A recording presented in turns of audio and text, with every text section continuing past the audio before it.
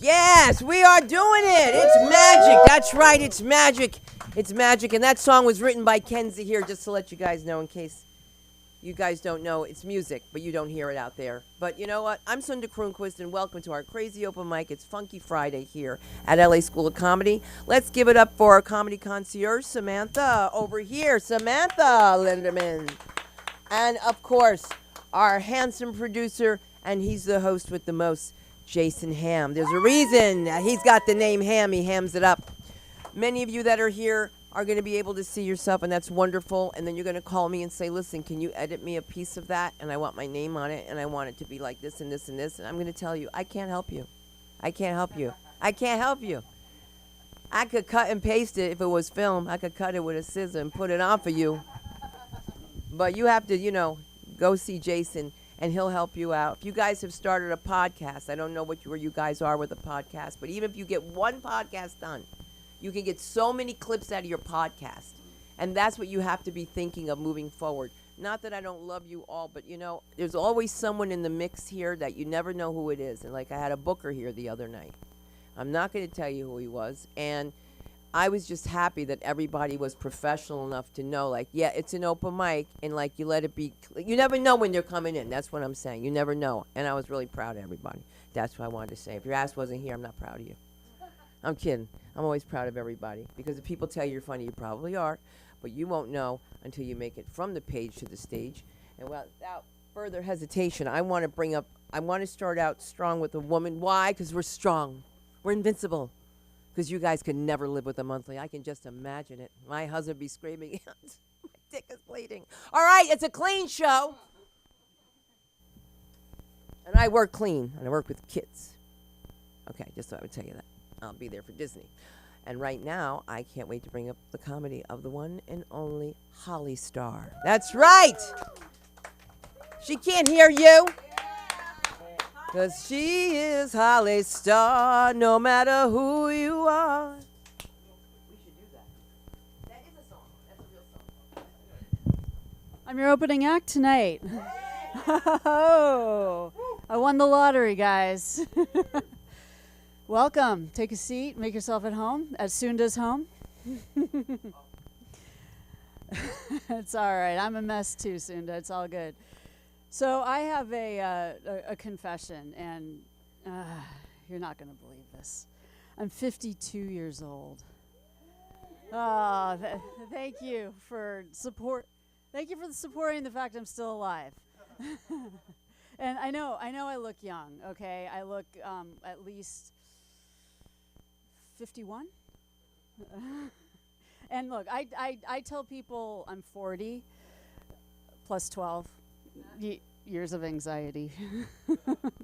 It's okay though. It's all right. It's all been fixed by Xanax and Valium, and my good friends Ben and Jerry. I am Gen X, but I look like I could still hang with millennials with a chaperone, as a chaperone. Working it out, guys.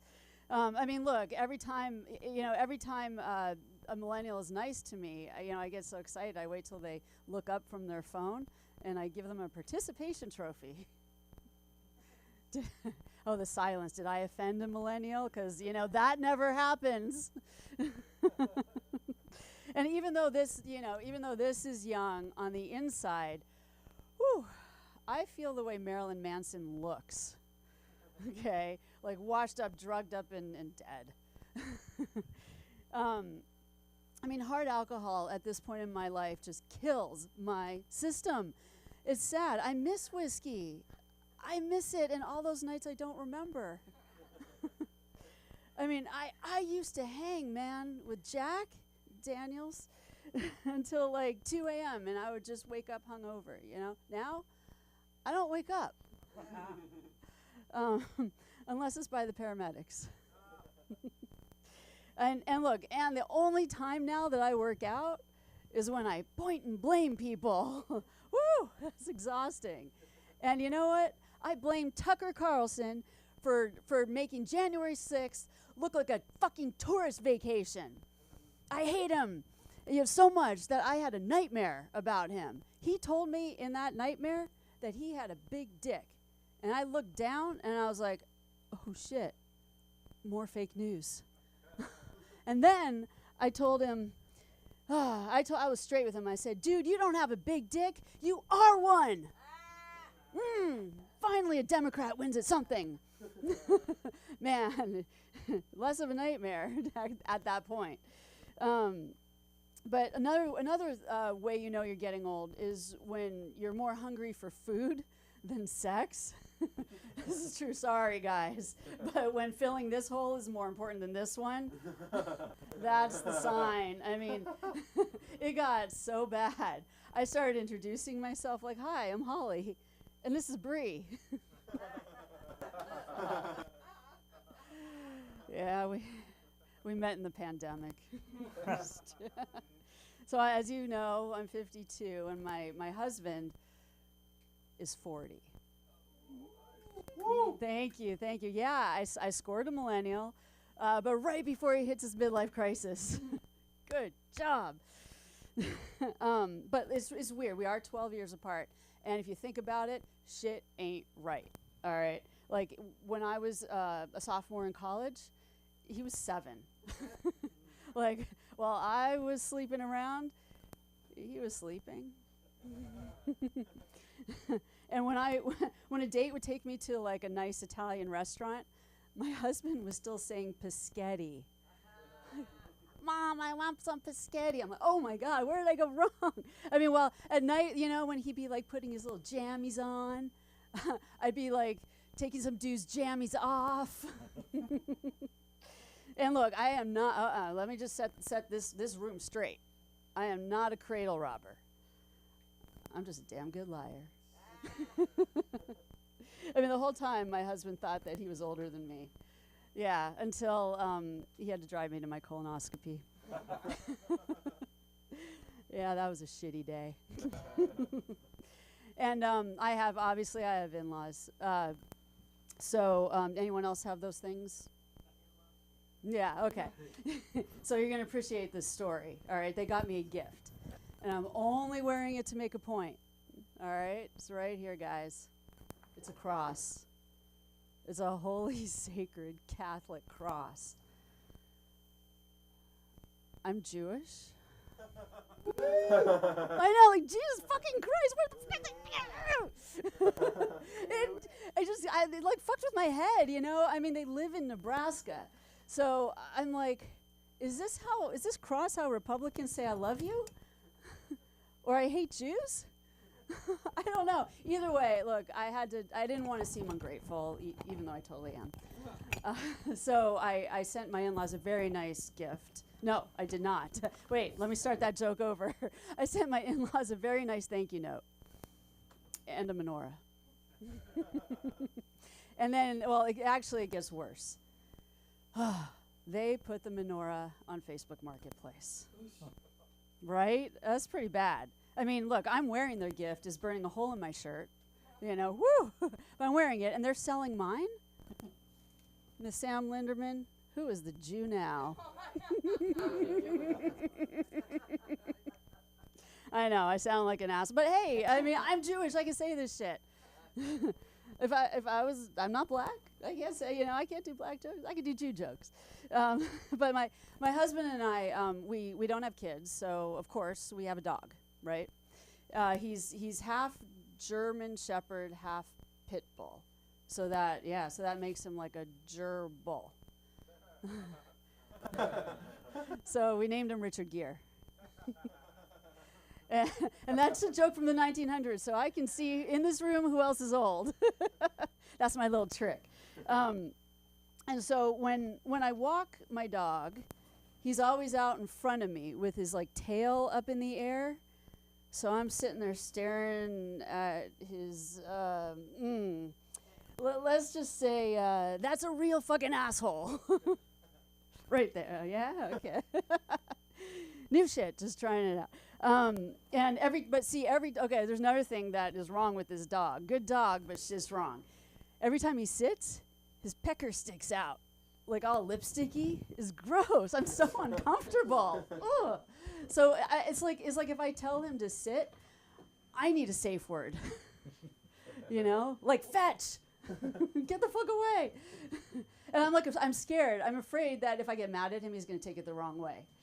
You know, like if I tell him you're a bad dog, he's gonna be like, yes, I'm a very, very bad dog.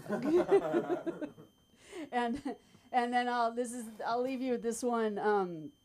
During training, our dog spent most of the time not moving, and that's totally on me because we did teach him to stay. I just didn't have it in me to teach him to come. So, where's my time? Oh, I got 2 minutes. All right. Any thoughts? Any feedback? Anything you liked, didn't like? You're welcome to talk. Thank you. I appreciate Holly it. Starr is an amazing name. Thank you. Starr. Thank you. Isn't it? Justin Sunset, Holly Starr. It's like Yeah. Hollywood. Very, very sensible. Thank you. Anything in the act that you liked You see his penis and it's with the pants was better than fetch? or the asshole. Better than asshole. Well, that was when I would walk him and his tail's up in the No, I air. understand. You used to say something about you see his penis and then like I would say pants. You know. Yeah, I need a safe word. Like, did you guys I tell him to sit and I feel like I need a safe word, like fetch. Yeah, that's good. Yeah, better than like pants. There's a fetch. Are neither of them funny? Not relatable. We'll try Fetch. them next time. All at right, the thank LA you. School of Comedy Open Mic Night when Holly Starr tries it. When is your show? Oh, I have a show. Yes. Yes, come to my show. Sunset Rooftop this coming Wednesday, August 23rd. It's called Holly Starr and Friends. We have some, Sam Linderman will be in it. You can't see her, but I'm pointing to her. It's 8 o'clock. Please come support. Yes. And we'll find the answer by then. How's that, Holly Starr? Having a woman up here doing comedy, that's what I like to see. And we've got someone who's got a big rush. He's got a big rush. You know how these young people are. They've got places to be. Boba to eat. Serious. But let's give it up for the comedy of the one and only Keon. Keon! Where is he? Oh, there you are. Oh my God, I lost you for a second. How could I lose him? Give it up for Keon, guys. Respect the mic. Someone's on stage, please. Thank you. Don't talk, because you're getting picked up in the camera. Okay, perfect. All right, how's everybody doing? Doing good? Right. Perfect. I have come to realize that I'm terrified of open mics. It's just scary. They're very scary. And I have to remind myself to have fun because I'm always like scared. Like, oh, are you gonna laugh? Are you not gonna laugh? I'm just very scared. I'm just seriously. So I have to remind myself. Okay, have fun. Right. Have fun. Right. Okay. So let's see. Yeah, I was watching this interview with Jeremy Lin. He was talking about his time at the LA Lakers, and he was talking to the interviewer. He's like, yeah, me and Kobe had beef. He was like, yeah, like we were texting back and forth one night at 2:00 in the morning. You know, he's belittling me. He wasn't treating me right, and you know, it had been going on for weeks, so I had enough of it.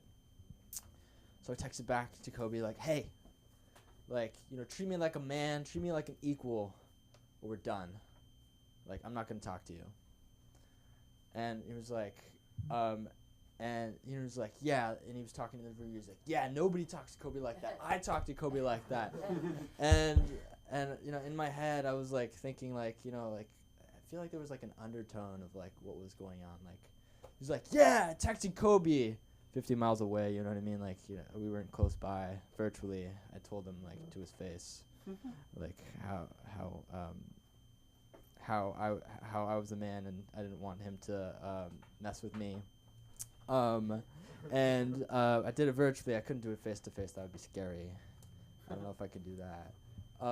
And he was talking about it, and he was like, yeah, like Kobe, like I got his respect that day. Nobody talks to him like that. He's like, yeah, Kobe didn't talk to me for the rest of the summer. It was like his way of showing me that like he respects me. And I was like, I don't know if that was what it was, man. Like Kobe was probably like, that dude was a bitch. He couldn't even wait until the next day to tell me to my face. You know what I mean? Like, yeah, hey, like, you know, like, you treat me like an equal, or like, get the heck out of here. I thought it was just like I thought it was interesting, and funny. What else would be fun?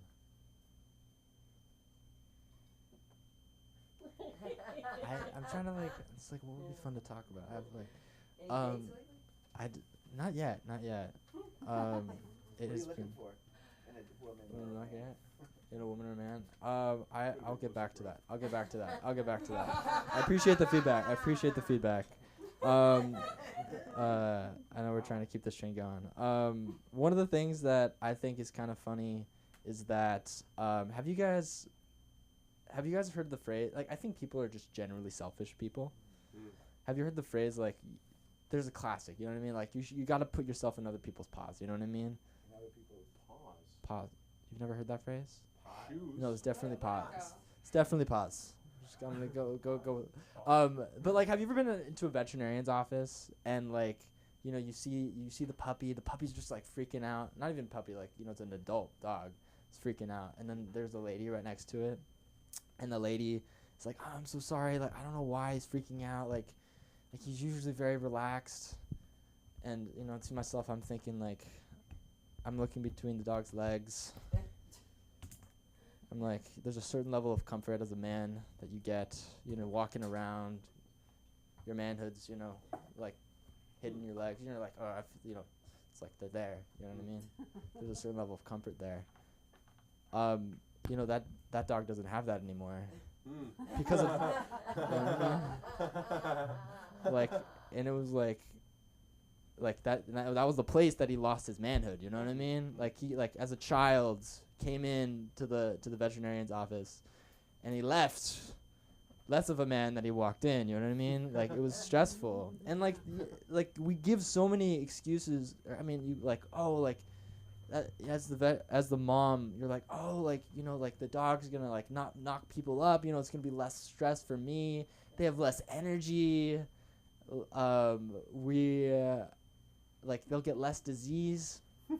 But imagine, like, you know, but nobody ever came to the dog and was like, hey, like I have, like, let's try and figure this out. Like, you know what I mean? Like, what do you think? What do you think? You know, like, I know what you think. You're probably gonna say yes, but like, let's just go through it. Like, yeah, like, you're gonna get an extra 5 years. Like, no kids. It's gonna be great. Like, what do you think? And I don't think the dog would say yes. You know what I mean? I think it's just, it's just like, you know what I mean? 5 years in my manhood. I'm gonna take my manhood. It's just me personally.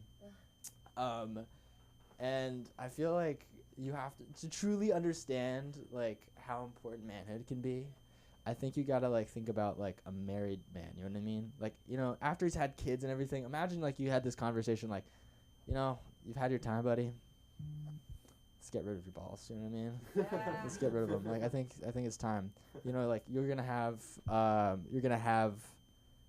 and like the man, and I want to really like hone in on like how important, you know, like just having them is, because, you know, like if a man had to choose between, you know, like his eyesight, you know what I mean, the thing that he sees his children with, like, you know, he you know, his laughter, the joy in his friend's eyes, and his manhood, you know what I mean? I know what you're thinking. He's probably going to say, you know, he's going to choose his eyesight. You know what I mean? You're right. But he's going to take a second to think about it. You know what I mean? He's going to take a second to think about it. He's like, it's not going to be a direct thought. You know what I mean? It's going to take him a second. And I guess that's that one. Let's see, what else? There's a few other things bouncing around in my head. Let's see, what goes next? I'm half Persian, half Japanese. Yes, it's an interesting mix. The Persians, we're known for we're a lot. You know what I mean? Emotionally, physically, like we have big noses, hair, everything. And like I'm half Japanese too, so like we like like emotionally we like bring it down too.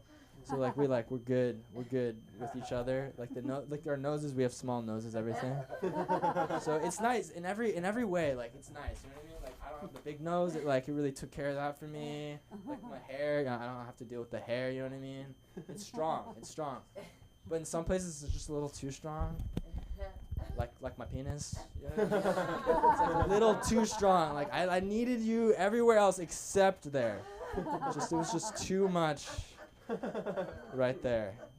I needed anywhere else, please.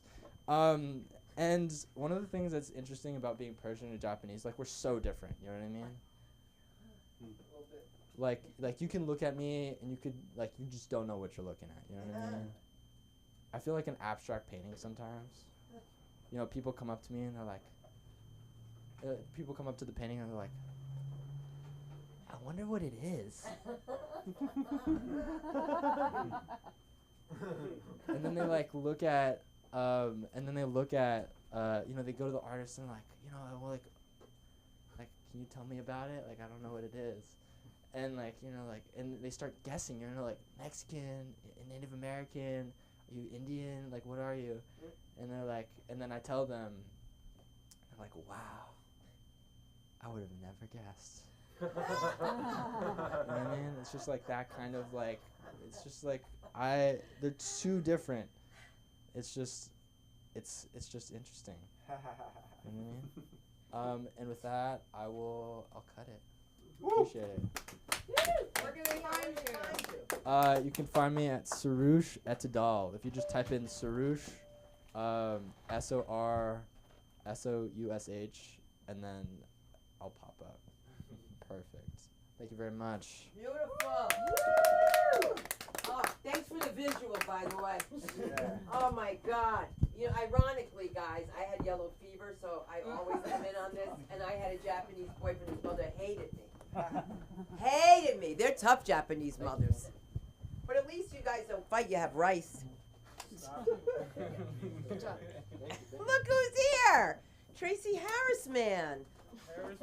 Tracy Harris, man. This is like a do-it-yourself place here, but you know what? We have a good time doing it, don't we?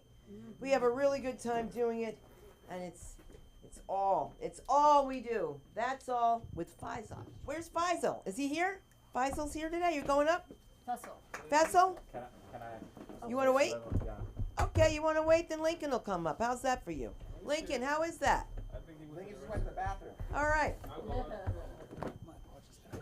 Michael Moody, let's do it then.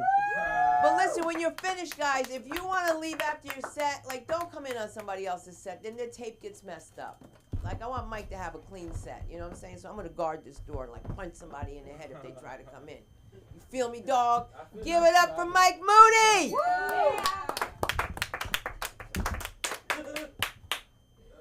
How you guys doing? You guys good? Yeah. You can still hear me without the mic, right? Yeah. I get it. There's a vanity thing. We were talking about that earlier. But you guys good? Yeah. Great. Man, it's been so much happening. So much happening to the point where I'm like, what the fuck is happening? Am I the only one? You know what I mean? Like the news is like, hey, there's aliens. I'm like, cool. When can I stop paying rent? I don't know when I can chill the fuck out. You know what I mean? Get sponsored by a green man or a gray man. I don't know. A person of color. It doesn't matter what color the aliens show up. They will always be a person of color. Right? You know, like, oh, he looks like fucking Chuck Norris. He's just tall as shit with a big head. Like, that'll never happen. Whew. Y'all sit down. Okay, I'm letting people sit down. Still real time. It's not real time. How you guys good? Okay. Great. My name is Mike Moody. I grew up with my grandparents. From Richmond, Virginia. Growing up with your grandparents is weird. Growing up with your grandparents is the only time you get beat, and then you ask them if they okay. You know what I mean? Like, if you're all right, I hear you wheezing. You know what I mean? I grew up with them. They'll beat your ass. You ever have your grandparents beat your ass and look like Stone Cold Steve Austin after the match, and they just laid over? Like, yo, like, it's just really a fucking thing. They be like, it's gonna hurt me more than it's gonna hurt you. I'm like, I believe you. I believe you 100%. That's clearly the case. What's been happening? Lizzo. I'll talk about the Lizzo thing for like a second. Wow, it's hot. Lizzo got in trouble for calling her friends the F word, which is, fat for her case. And I just thought that was a lot. I didn't know you could like get canceled for being a person who cared about that group of people that you're like. I didn't know that could work. You know what I mean? I don't know. This feels like Martin Luther King called people cracker. Like, it's very weird, like, to get canceled for that. But I feel like this is what happened. I feel like it's self-reflection. I feel like she walked into those dance studios and saw those mirrors. And they were like, and she was like, who are all these fat bitches? And they were like, you're the only one here. You know what I mean? I feel it was self-reflection. I don't know why she thought it was cool to say that. Because she's Lizzo. You know what I mean? Like, you create your background dances. That's based on your brand. Like, the background dances you have are based on your brand. You know what I mean? Like, imagine, like Lil Nas X couldn't do that to his background dancers and called them the F word. He's like, you look at you faggots. I don't know why it's happening. All y'all look gay as shit. That's the thing. Did I lose y'all with that? Okay. No, I just feel like that's a weird space to be in, to do that. Like, it's hot outside a lot. It's hot lately. I don't know. And, like, I'm too black to be hot. You know what I mean? Like, I don't know if you understand what that means. Like, I can't walk around with no shirt on and walk around the streets. Not in the environment that I live in. Like, that's the weird shit.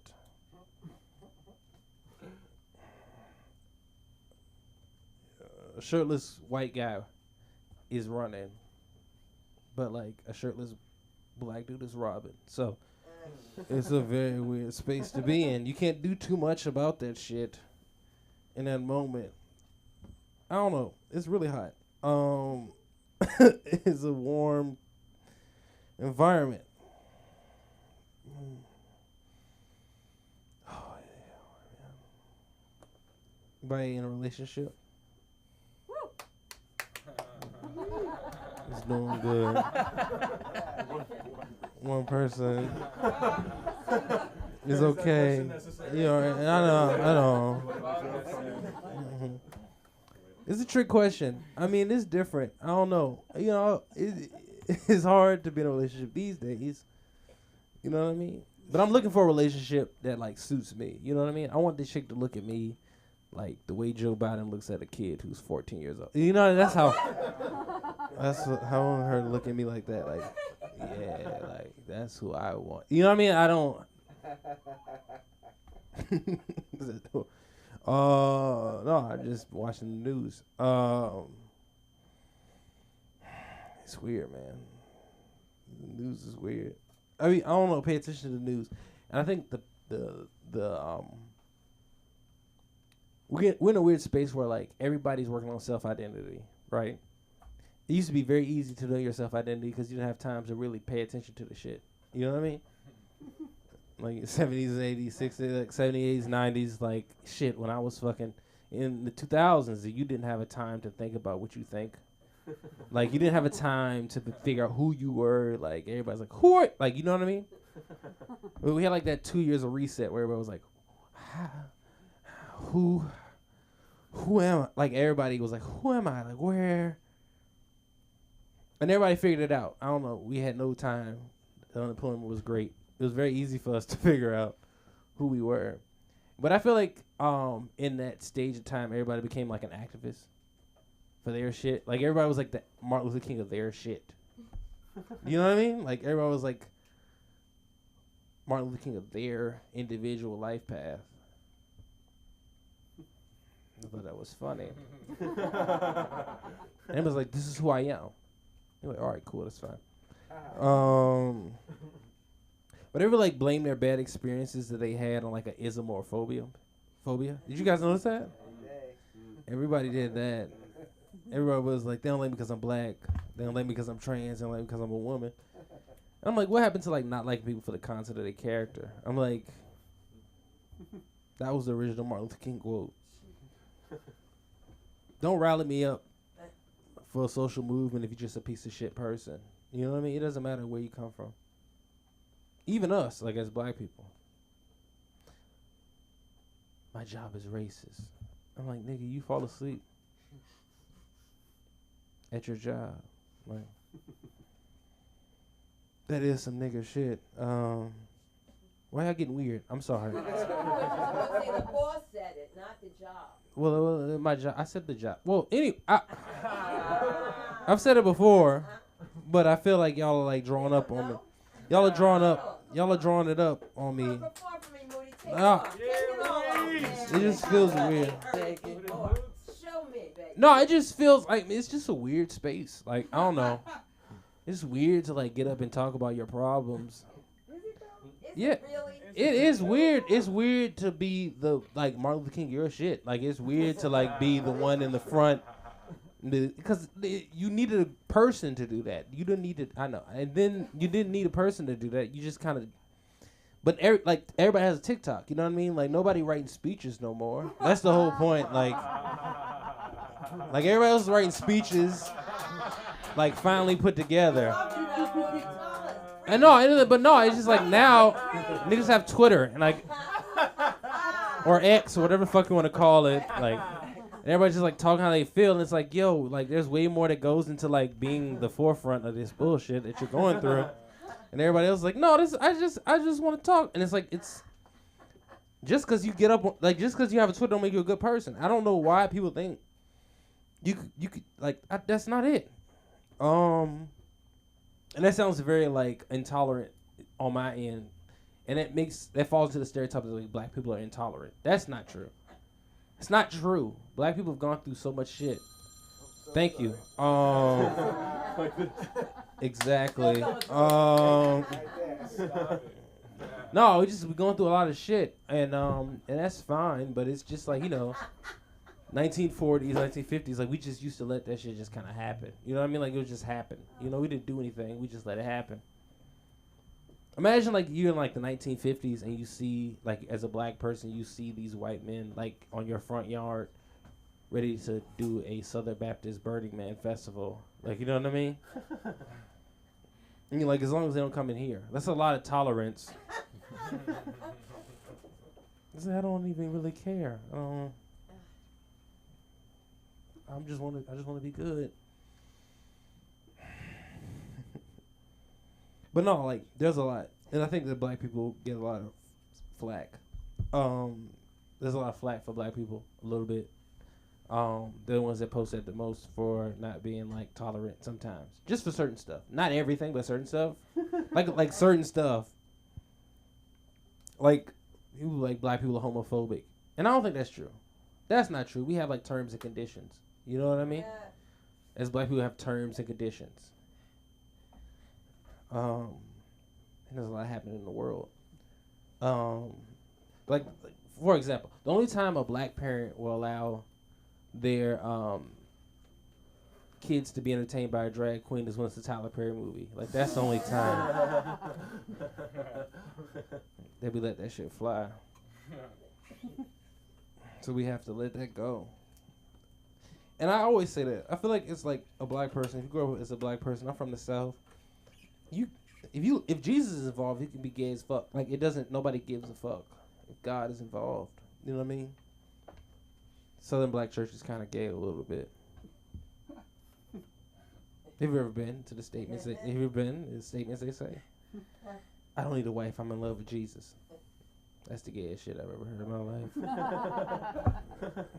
I don't want to listen to a choir of full black straight men. That's going to be a bad choir. That's not going to be good. I need everybody to love dick a little bit for me to have a good service. Y'all are pausing on me, so I think that it's close for me to get out of here. Thank you guys so much. Woo! You can find me at Mike Moody 91 on Instagram. I posted a special. Early this month. It's called Part of My Trauma, And if you guys want to find it, just look my name up, and it's part of my trauma on YouTube, and you'll be able to listen to it and watch it. Thank you guys so much. Yeah.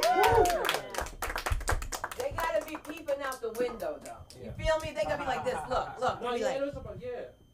come over here. Well, I know. Well, look, don't say nothing. As long as they don't come in here.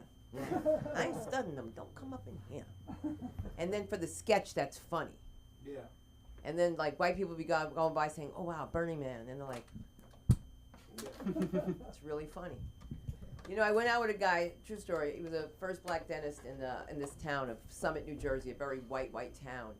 And he moved to Watchung. And I was like, are there any other black people here? He was like, no, just us. I like that. Ha, ha, ha, whatever.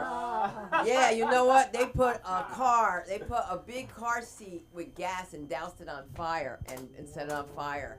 And had these little baby crosses around it. I was like, wow.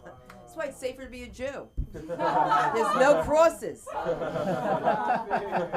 I just say that? That doesn't hurt. We got the comedy of Cindy Lambert. Let's do it. Oh my goodness.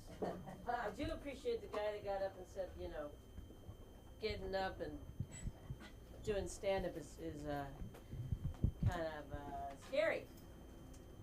So, how y'all doing tonight? So, I don't know about you, but when COVID and the pandemic hit, I really started taking a look at my health.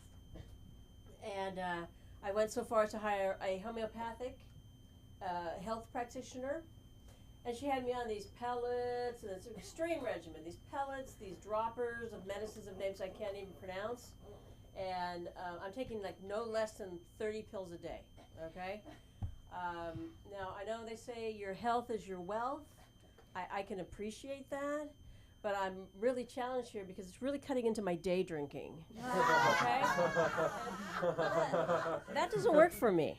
So I'm trying to find some balance here and, you know, work that piece out because I like drinking. Let's see, you know, I'm kind of sad. I just went through a breakup. Aww. Yeah. It was with my hairdresser. You know, we haven't been seeing each other for very long, but I went to see her last week to trim my hair, okay? So she started with picking up my hair, like pulling it to the right, and she was going to go cut it at this angle, which is just not going to work. And I went, wait a minute, please. Do not cut my hair that way. I know my hair. I know how it falls. You just pull to the side and blend it, you know, like keep it sexy. And you know, just leave it just like that, okay? So, you know what? She got mad at me. She got really pissed off, and she goes, do you want me to still be your hairstylist? Because I can't seem to make you happy. I was like, what? Okay. I'm like, who's complaining? First of all, I have to call you. You never call me, okay? And when I'm with you, I have to pay for everything. And I'm only seeing you, and you get to see other people, right? So how does that work? It doesn't work. So, I mean, this is the first time I agreed with her the whole time. We broke up after that. Yeah, and yeah, it was sad. But I still tipped her because I'm a good person. Who here loves animals? Yeah. Who doesn't, right? I'm a person who I think I care too much about animals, okay? Because I try to save everything. Like you, sir, that shirt, I could have helped you with that. But anyway. Later. Sorry. I try to save everything, and it all started when I got on these mailing lists, right? And I was asked to sponsor these bears, Buffy and Bok Choy. They live on these farms in Thailand, and they're trapped there. It's really sad. But I also, you know, to date, I have saved over like 200 species. I've saved cheetahs, I've saved lions, I've saved centipedes. No, really, centipedes. They're suffering too. They really are. Google it. It's amazing. I've like saved a Noah's Ark full of animals. I mean, the proof of that is in my checkbook. Okay, I can't even afford to feed myself right now, but the orangutans, they're eating pretty well. Thank you very much. Okay. But you know when I knew I really had a problem was when I joined Save the Daddy Long Leg Society. Now, I don't know why I did that one, but I think like maybe daddy issues. But oh, you too? Yeah, you too. Yeah. I'm sorry. Yeah. Well, maybe we should talk. That was pretty. That's when I hit bottom. Okay. But tomorrow is going to be a good day. I'm going to a rally, and it's for Earthworms Matter. Now, they have really helped me in my garden, so I feel like I owe it to them, and I really do feel they're worth saving. Thank you. I will be actually at a showcase. My name is Cindy Lambert. I'll be at a showcase tomorrow at the Improv, and there you go. There you go. Hey, be nice to your earthworms. That's right. You know it. I love that. Is this your pen, sweetie? It could be. It could be. You never know which way we go. But you know something? As we fade into it, let's get into it. The one, the only, Justin Sunset. Let him hear you. Justin Sunset. Nailed it.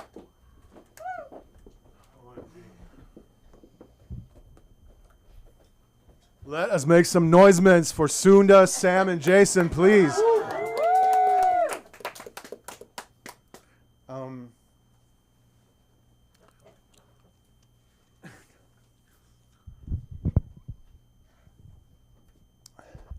I went to Davenport wearing boating shoes.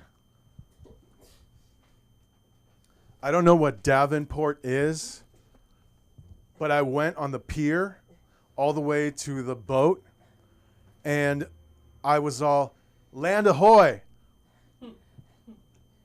The captain of the boat was all, the fuck, Justin Sunset, what are you doing? First of all, number A, the land is over there, and number B, not land ahoy, land ho. I was all, duh. We are in Marina del Rey. There is land on both sides, and the boats are on the middle. And number B, just because you are an ocean sea person, don't call me a land hoe.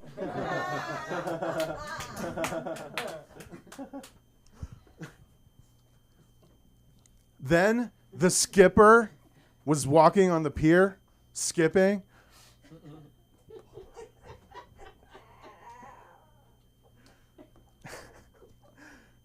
The skipper is just this weird guy who like skips a lot of his college courses.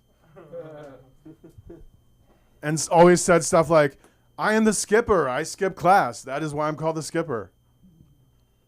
Like the captain and the skipper, they are idiots, but they are my peers. And that is why the fucking pier is called the pier. Because that is where I slide to chill with my peers. Also, the pier has a lot of peer pressure because that shit is surrounded on both sides by water. And water has a lot of power, and it makes a lot of pressure and a lot of bullying to the pier. And it bullied the pier to smoke shrubbery. Do you feel?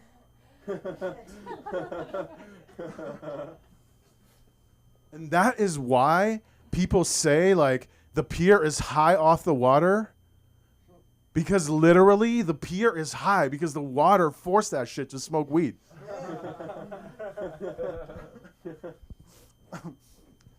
I am a member of the board on Marina del Rey's City Council Town Hall meeting. All the other City Council meeting people were all, Justin Sunset, why do you have your surfboard? Leave your surfboard in Venice. This is Marina del Rey. Also, this is a fucking City Council meeting. I was all, you chose me to be your member on the board. That is why I am standing on a fucking surfboard in the middle of a city town hall meeting. Member on the board. Your council question's fucking stupid, bro. There's a vote for more boats in Marina.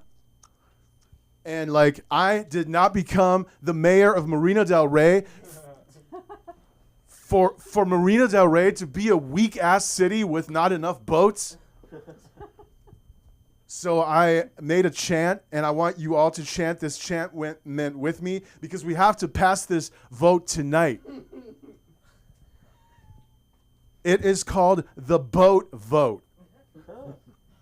And it only is possible because we need Marina del Rey. I want Marina del Rey to have the most fucking boats out of all marinas. I want Marina del Rey to become the most powerful city in the world. I need you to chant this with me. We want the most boats. We fuck with the boat vote. We want the most votes. We fuck with the boat vote. We want the most votes. We fuck with the boat vote. We want the most. Thank you for helping me pass that shit, because now you have just made it possible for Marina del Rey to have the most beautiful incentivements for tourists. You feel me? Tourists come to Marina del Rey, and between the tourists and the city Marina del Rey, there forms a special bond. James Bond. We have special incentivements in Marina del Rey.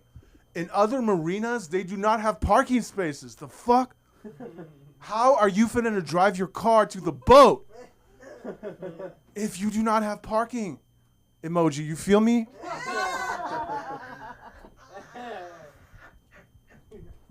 So we have fucking incentivements where you can, in Marina del Rey, you are allowed to drive your car into the marina and park that shit in the water for free. Will your car get destroyed by water damage and sink in the ocean and be a rusty fucking wreck washed out to sea? Probably not. And by that I mean not probably, but definitely. But where else do you have free parking?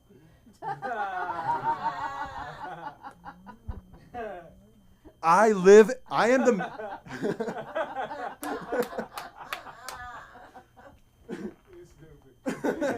A little bit. I'm a little stupid. Just a little bit.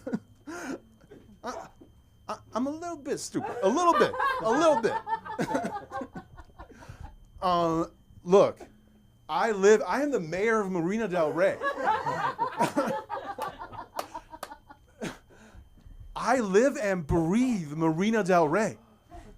Like, the living part of it is fancy, like boats and yacht. What the fuck is the difference between boat and yacht? The boat is normal, yacht is all weird. The living part is good. The breathing part, it smelled like fish and gasoline. Because most boats, they don't have pedals today. They have, like, engine. I live and breathe Marina del Rey. If a lady wants to date me, I insist she change her name to Marina. I don't mean like you tell me your name is Marina. I need to see DMV printed driver license. First name Marina, last name Del Rey. I do not do compromises on that shit. There is one person who tried to meet me halfway. You may have heard Lana Del Rey.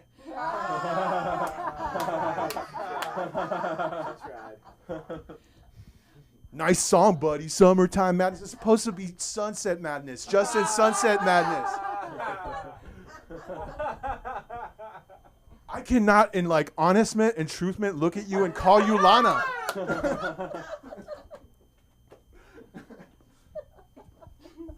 Lana, you will not set a foot in my beautiful city until you complete the beautiful journey you have begun with your last name and do the completement and change your first name to Marina. We have strong. Oh, you know, I can sum up the beautiful city of Marina del Rey in 1 minute.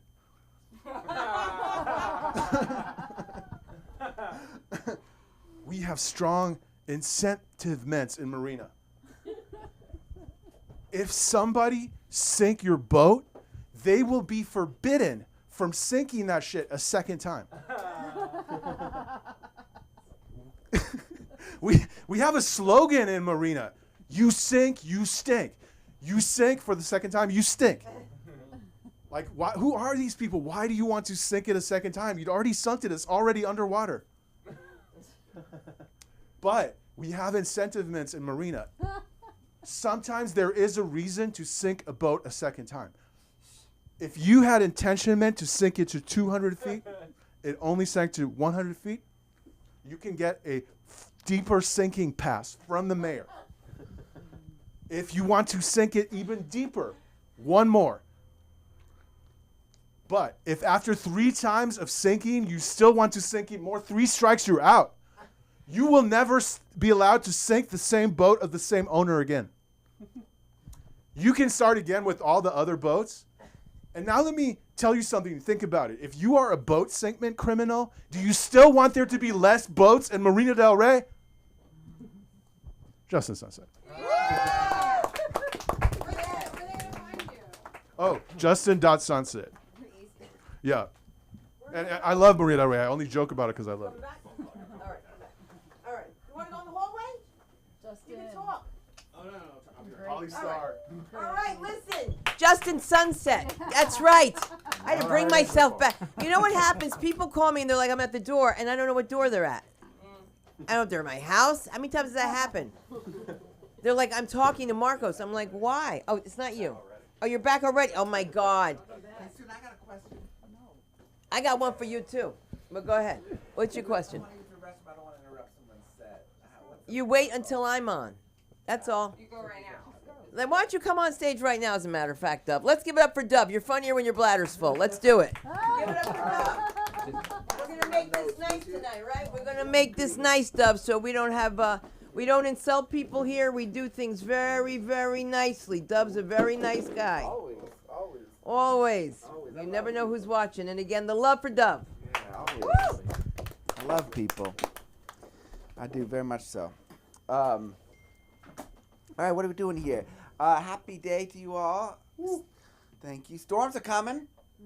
You excited about this? Tropical storm, or they call it tropical depression? Well, now I feel bad about the boat sinking joke. Okay, no, yes, it's coming. I'm not worried about it. I voted for Hillary twice. I'm not worried about it. It's like in Passover when the Jews would put up the lamb shank or whatever, and the wrath of God just passes right over. I'm just take out my old Hillary signs. I'm good. The Bernie bros are worried right now. They're scared. Undermine the vote. I got a question for you guys. Have you ever been at a social event, you're talking with someone, and they just suddenly walk away? And you think I think I just got broken up with mid-conversation. Ever happened? Maybe what you were talking about was not as fascinating and captivating as you would imagined, and you have an existential crisis. Who am I that people have to flee from me? Yeah, it's never. I was just curious if it's happened to anybody. Okay, yeah, it's definitely never happened to me. Definitely not last Thursday at the Nile Bar in Inglewood. She definitely wasn't about 5'8", brunette, jeans, crop top, vest. Her name definitely wasn't Rachel. That has never happened to me ever. Because I'm very interesting, I'm very fascinating, I'm captivating to people. But I have the opposite problem. I bore easily. It's a problem because I like people. As I mentioned earlier, I love people. Everybody, I mean nothing but love. But I struggle with caring about what a lot of people have to say. It's nothing personal. And there's a lot of distractions. It could be a song on the radio or the sound system. It's just really good. and you just want to get your little girl, but you try and pay attention to what they're saying, and you're just like, but you have to make a decision. You're like, what do I care about more, this song or this human being breathing in front of me? It's a tough call. You have to make a decision. It doesn't even matter if the conversation is incredible. You could be talking about the most important social issue and just getting into it and really engaging, and a beautiful piece of ass just walks in on the periphery, and it's just very difficult to maintain one's conversation. You know what I'm saying? Because it's a lot of like, you can't do both. You can try to do both. It could be a very important conversation. You could be like, yeah, because what we have is a racial caste system in America. Don't even get me started on Clarence Thomas. What? Yeah, no, tell me about it. Oof. That's why we have affirmative action. And then you end up saying shit you don't even mean. You're like, yeah, because all lives matter, right? No, I didn't mean that. Excuse me. No, I mean, all lives don't matter. What am I talking about? No, I didn't mean that either. You can't do both. You can try. Lord knows I try. Yeah, so it's a problem, paying attention. Speaking of affirmative action, people find it ironic that Clarence Thomas led the effort to end affirmative action. It's very interesting, they say, like, because he's a black man who benefited from affirmative action and whatnot. I find it makes perfect sense. Because when he was nominated to be a judge in the first place, he had never done a single court case. He had never done a single court case. He was the least qualified person to be raised to that level. And I think that deep down, he knows that. He knows he's cynical about it. And that's why he takes trips all over the world on the bill of these GOP donors. I don't know if you follow the news. So I think he knows at bottom he is the worst argument in support of race-based hiring.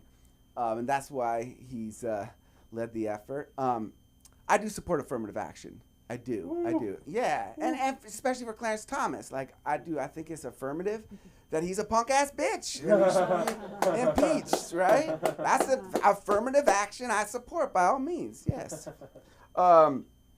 Yeah, AI. Oh, my gosh, people are getting nervous about AI. I read 50% of the country is scared it's going to affect their jobs. I'm a school teacher, and it doesn't bother me. I think if AI can do a better job teaching the youth, who am I to get in the way? You know what I'm saying? I would love to see AI do all the things a teacher does. Lesson plans, grading, all that stuff. I think it should automate the whole school. You know what I'm saying? Like, kids shits in the urinal, send the AI janitor. You know what I'm saying? AI lunch lady serving you up sloppy joes.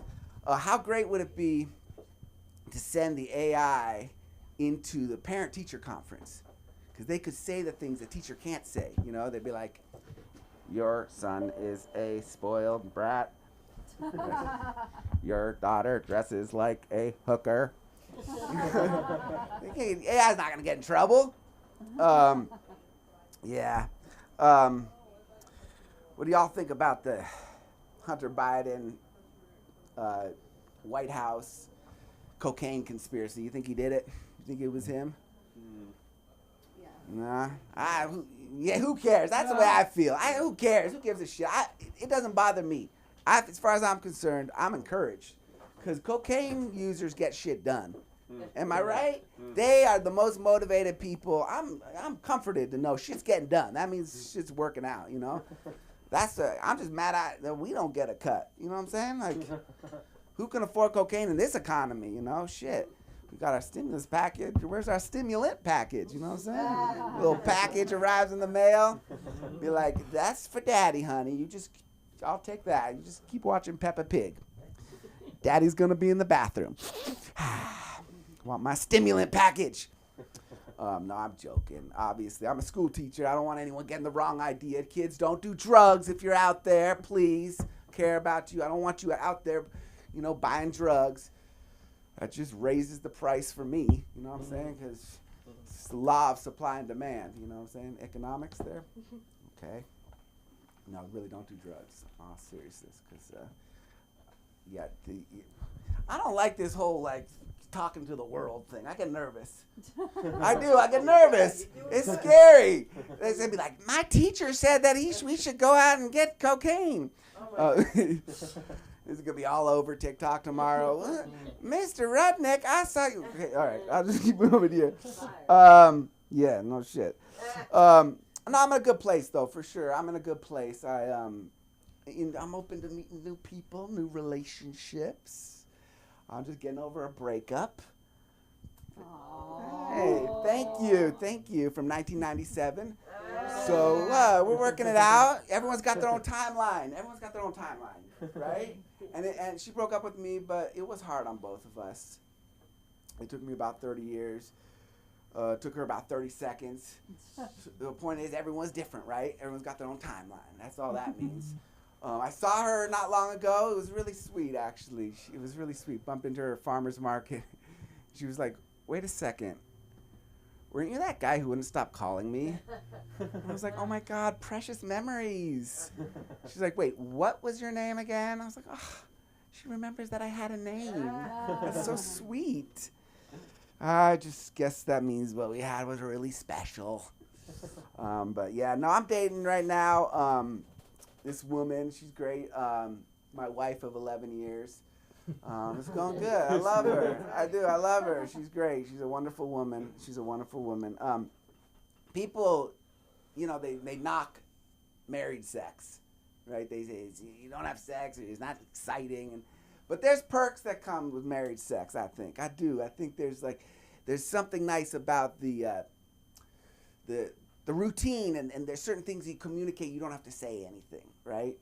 Like me and my wife, we got the dismount down beautifully. We don't have to exchange a single word. It's just perfect. Like after we complete our sexual encounter, she's got this method. It's like an upside down sumo wrestler where she just like gets me by the hips and she just thrusts me off. And I appreciate it because I'm getting older, my back, and I like a little power, and you can tell a lot. You get a lot of feedback without asking about the nature of your sexual intimacy. Like, if we had a really lovely time, it's like a gentle hoisting, and it's sort of like a nice little choreography. And if she's disappointed, it's more like, get off me, fat man, shit. How we doing? We're done. All right, get off me, fat man. My name is Dove Rodnick, and can I promote a show that I have? Yes, right? That's what we're allowed to do here. Of course. When's the show? The 22nd is Tuesday at the Miracle Theater in Inglewood. We have a wonderful lineup. It's called Seriously Joking. Magnificently talented comedians. I'd love to see you all there. World out there, come on out, see this fantastic show. I got flyers over there for all of you in-person people. Thank you, Sunda. Thank you all. I'm Dove Rodnick. Dove Rodnick Comedy. Thank you so much. There you go. There you go. I'm a Can you gentleman. imagine if his cleaning lady took that long? Can you just imagine? He'd be like, listen! All right, we're having fun. We're waking up here, right? All right. Because the doc is in. Is the doctor in? The doctor's in. Let's give it up for Doc Op. Yeah.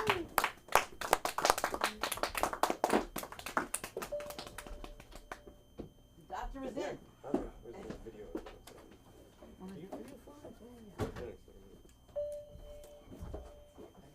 $5. Thanks.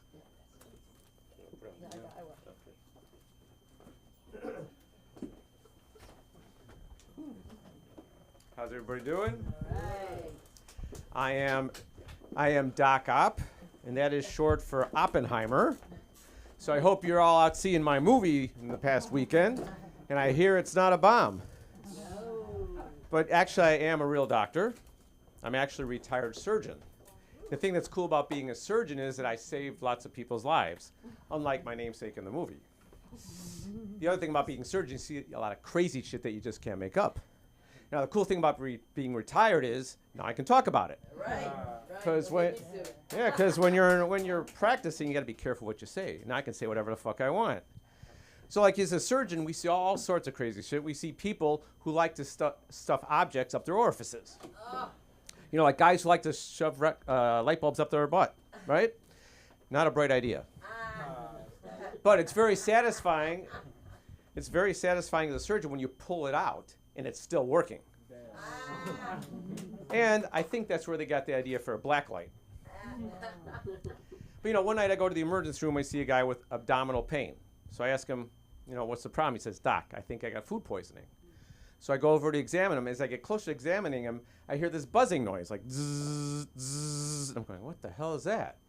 And then I notice his belly's sort of moving a little bit. I said, are you sure it's food poisoning?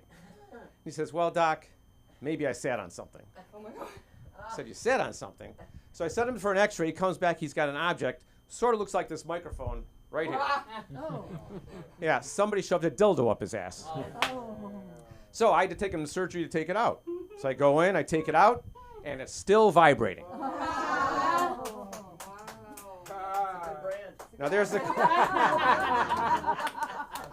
Actually, that's the commercial for the Energizer battery. It's also the commercial for the dildo company. Stops ticking, keeps on ticking. Anyhow, you know, these things don't only happen to men, happen to women too. Went to the emergency room one night for a lady with vaginal bleeding. Yeah, I asked her what the problem was. She says, Doc, I think there's something stuck down there. I go, okay. She wouldn't tell me what it was. So I had to go look for it. Now, when you go look down there, it's sort of like going cave exploring. You have to wear a headlight. You have to wear a mask because you never know what kind of toxic fumes are down there. And I have a little handy speculum. You put the speculum and you open up, and that's how you look. Well, I put it in, open up, and out pops a little glass tube. And I'm looking at this thing and said, I'm no expert in this, but it was a crack pipe. She literally took the definition of crack too far. I mean, talking about blowing smoke up someone's ass, she's blown up another hole. So, you know, but doctors aren't immune to this stuff either. Actually, last week I had a colonoscopy and a prostate biopsy. I got it up the ass twice and couldn't even enjoy it. And the reason I had a prostate biopsy was because my prostate was getting bigger. Think about the prostate. It's a very important organ in the body. It controls your peeing and your coming. And as you get older, the prostate gets bigger. The bigger the prostate gets, the more you got to pee. I mean, sometimes I'm peeing 1 or 2 hours a night. Now, one of the treatments for this is Cialis, which is a drug for ED. And certainly it does control the peeing, but then you got to feel you got to come all the time. And then when I'm having sex, sometimes I don't know if I'm coming or going. It's my memory. It's getting older just sort of sucks, you know? So, another thing is, like, as you get older, or not even older, you find the penis causes a lot of problems in life for everybody. Like when I'm younger and I'm taking a piss, I never put the toilet seat down. You guys put the toilet seat down? No. You never even think about it. But when you get married, it changes things. Now, I've been married 38 years to the same woman. For 38 years, she's been bitching to me to put the toilet seat down. So finally, I gave in and did it last week. Sure enough, I get up in the middle of the night to take a piss, and I'm peeing, and all of a sudden it sounds like raindrops on the roof. I look down. Yeah, I put the lid down. Peed all over it. It's disgusting. So I clean it up, and reflexively, I put the whole toilet seat up. So a few minutes later, I hear a splash, a lot of expletives, and my marriage went down the toilet. But, you know, it started me thinking, who came up with this idea for a marriage license anyhow? I mean, ladies, I hate to say it had to be a woman. Because if it had to be a woman.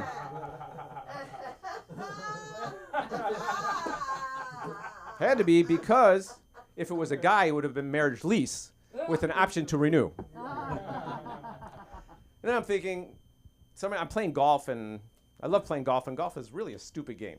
Hitting a little stick into a little ball, into a little hole 18 times. I mean, how stupid is that, right? So I figured, who came up with the idea of golf? Now, if you read the history books, it's some guy in Scotland in the 1700s.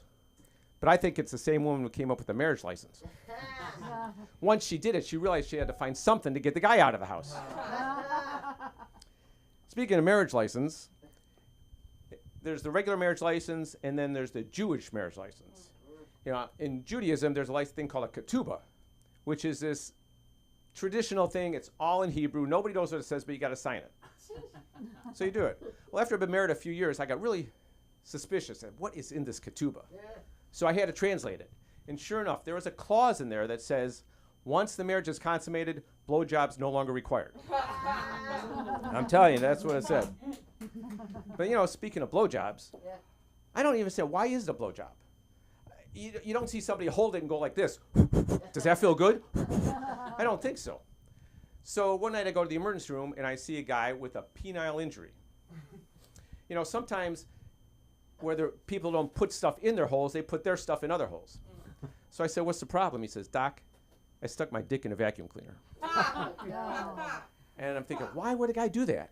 Well, if you think about it, a vacuum's got a long metal tube, it's got a strong suction, so it's got like getting that blow job or a suck job. So I'm thinking, so I said, well, what's the injury? So he pulls down his pants, it's got a little towel wrapped around it, takes it off, and the tip of his dick looked like shredded beef. Oh. I'm telling you, it was not good. So what he did was,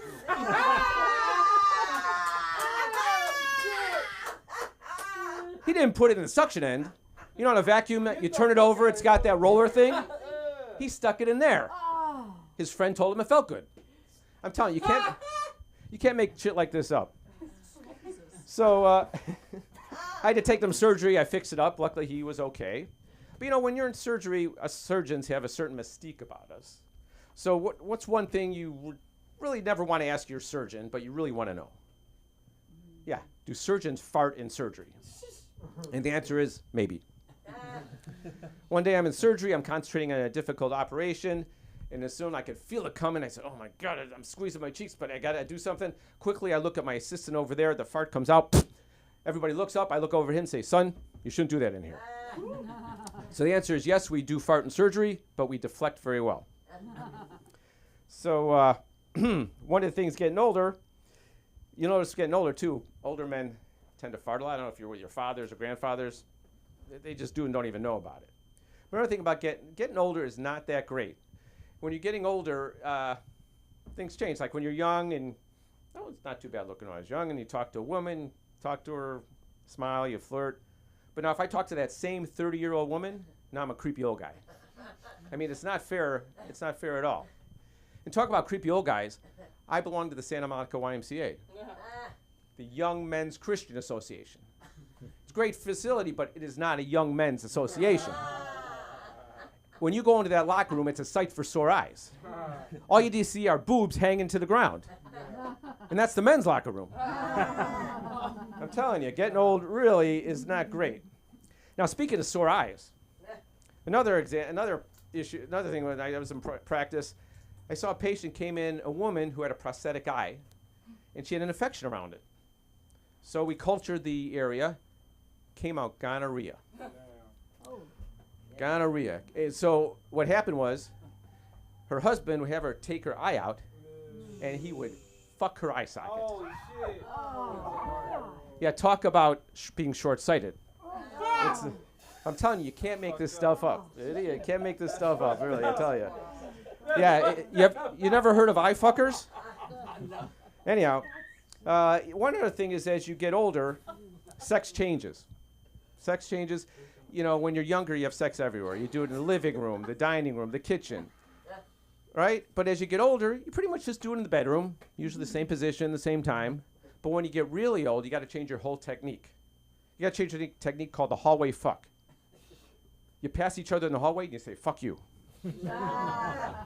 I'll leave you one last little vignette told to me one of my stomach doctor friends. Just remember, when you're French kissing your significant other, your tongue is in the opposite end of a 40-foot tube filled with shit. Oh. Thanks a lot. There you go. Yes. Where do they find the good doctor? You can find me on Instagram at RandyOpMD.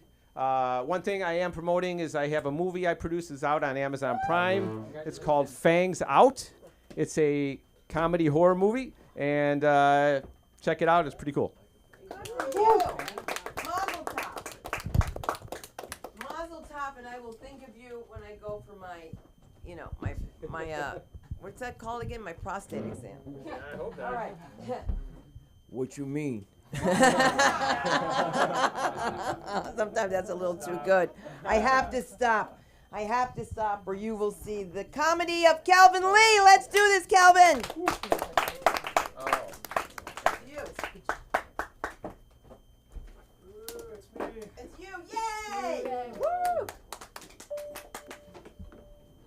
close. Yeah. Woo. Keep it going. Yeah. Woo. All right. Thank you. Yeah. Cool. Let everyone get settled. Barn burner. 10 minutes here. Speaking of Marina Del Rey, I got scammed in Marina Del Rey once. So we should talk later. Mare Sunset. There was an Indian gentleman posing as a blonde on Airbnb, and I had to go chase him down at a farmer's market. It's a whole thing. I don't have that prepared yet. So anyway, all right. So talking about identity issues too. Did Mike? Is he still here? No. Well, I've got this whole first bit is just identity issues. So, I had so my family is my parents immigrated from China. Please hold your applause. And yeah, so they so I grew up Chinese, thinking I was pretty Chinese in California, and spoke Cantonese at home, eat Chinese food every day, and Chinese things, go to Chinese school, and but then I went to China for the first time with parents and family friends, and found out my Mandarin was not good, and one of the family friends brought their daughter, a little girl. I was like maybe 10 years old, and she's like speaking Mandarin at me, and I'm just giving her this blank stare back, like I don't know what she's saying. And she keeps talking. She gets frustrated, says something. All the adults laugh, and I have to ask my mom. I was like, "What did she say?" And she's like, "Oh, she called you stupid. She just kept talking at your face, and you just gave her this blank stare back." And so I was like, "Oh, all right, well." Go home. I don't feel very Chinese, so maybe I'm white. I have a lot of I have white friends. I like baseball. I eat dairy. I like getting other people to do things for me, especially if I can't do them myself. So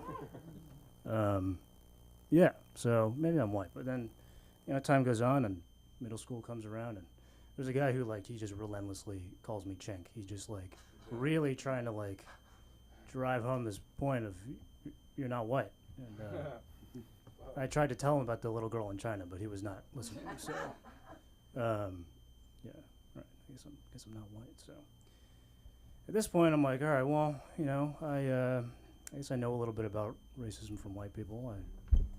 I like basketball. I like rap music. Maybe I'm black. And so, there's a lot of cool Asian dudes that are into,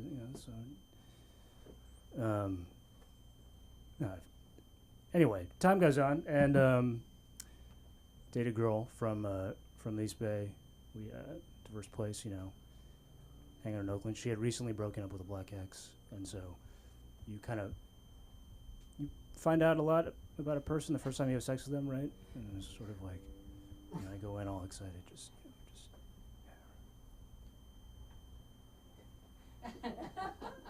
Yeah, you don't have to push your hips back so much. Someone's been here. Just a little extra space. Said it was recent. Hey, wait a second. Is that another condiment? Okay. The last part didn't happen. A little bit. Yeah, a little bit.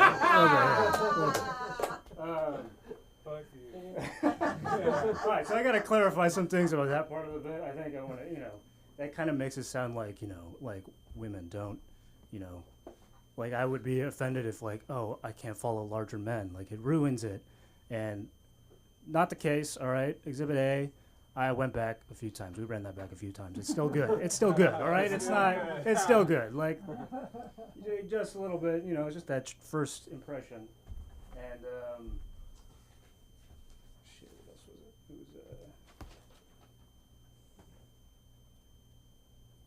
it? It was, it contracts and expands, right? Doc can correct me if I'm wrong on this one. But, it's so it's fine. Maybe just take 5 or something. Get back to me. Go talk to God or something. Yeah, no, and that's what, and it's she went back to black, another black guy after me. So she unlocked the rare banana cream Oreo sexual achievement. Ladies, look for that. I also want to be clear. It's not like, oh no, black guys ruined this for me, man. Little guys like me, and it's like, no. It was an honor to share this igloo with y'all, man. To be on this roster was. Hold my head up high now. Let's go. We must laugh about our differences, okay? Thank you. I'll take the clapter. I'll take it. There we go. Time on this. There's a maybe I'm gay thing I might just skip for now. Please try it. It's a quick one. This is a quick one. All right, I'm already out here. So, maybe I'm gay. There's no segue there. Maybe I should something about it was such a bad experience I tried men or something. But that wasn't the case. Clearly that's not the case. Anyway. But maybe I'm an open-minded guy, right? So maybe I'm gay. It's like, just find out. Like, you got some extra time on my hands, COVID, pandemic, something. I don't know. And so I, open up some porn and just click on the other side and just look around, just find a video. Maybe guys that look like me. I don't know. Click on this. Yeah, okay. See what's going on. Cool. Yeah. All right. 2 dudes. Fit. Mixed. Yeah. Oh. He's got a nice dick. I guess him too. Yeah, that makes sense. Both of them would. Yeah, it's two guys. They're making out. Okay. Well, love is love is love. That's cool. Yeah, cool. This is cool. This is there. Let's get heating up a little bit. Okay. So. Oh. What is? Oh. Is he gonna put? Oh. And then it gets, a little. I get a little worried. I'm like, I'm not there yet. I'm not. So that'll be. Social justice is when I can get through one of those videos. But I guess that's not fair because I don't even watch a straight porn video all the way through, right? So that's not fair. So yeah, I guess maybe I must be Mexican. I think that's all that's left, right? Orale. Okay. I have some newer stuff. Speaking of porn, I guess, and while I'm talking about dicks, so. There are the Asian male penis. This is a stereotype. This is 2 minutes. All right. I guess it'll just be this one. So, that's some guilty until proven innocent shit, right? I think but there are counter examples. So, if you got James Bang or Chinese Big Cock, my Chinese Big Cock on Pornhub, you guys can look it up after. I'm not gonna do your homework for. I guess I already did. Actually, that's what this is. Yeah, those guys are packing, and I watch that and I'm like, oh, wow. And then I was like, wait, but that's not what I'm using. So I have more in common with the Argentinian amateur with the 5-incher than I do with these guys. But do you guys understand what the implication is here? I have more in common with them. Racism is over. We did it. No, we didn't. All right. How much time? You got 1 minute. 1 minute. All right. Maybe I can try to squeeze. So I've been on the losing end of a culture war as well. So I'm of course talking about Kanye grabbing the mic from Taylor Swift in 2009. So I've been in Kanye's corner this whole time. I was a big college dropout, loved it, and for a while, I think it was a good look. You got Beautiful Dark Twisted Fantasy, you got Life of Pablo, you got the Sunday Service. It was good. He was blown up, and then I think, but it's recent times you guys have seen Taylor Swift packing out stadiums, right? Just those shows are crazy. And Kanye is doing some other shit nowadays. So it's been tough. It's been tough last couple years or something. But I do have a plan. Right? I think I know how Kanye can bring it back. He can re-level the playing field. And then what has to happen? He's got to show up at these shows and he's got to re-grab the mic. That's the only way. It's just whoa, Is that someone in the sky? And it's just Kanye in a jetpack just drops down and just, I'm going to let you finish. And just in the middle of this big, huge Eras Tour stadium. All right. All right, thanks, guys. Where do they find you? Kelvin_jokes on Instagram. I still need to post it. Beautiful. Beautiful. Listen, I want to bring up this guy because we have a doctor in the house.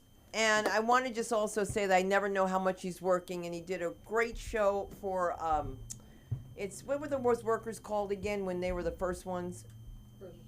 First responders, right. That's not the name of his show, but that's what he did. And that's what he is. And he's a hero to me. So let's give it up for the comedy, the one and only Sean Patrick Flynn. Let him hear you.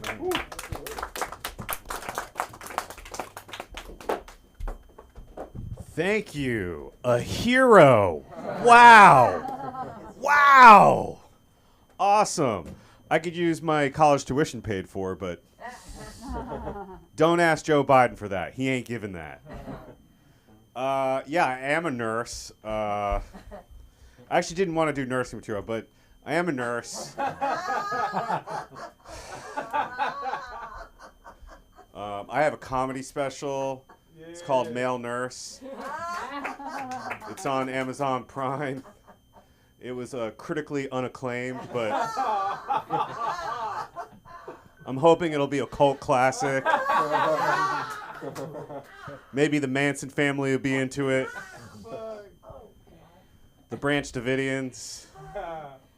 What was I going to do?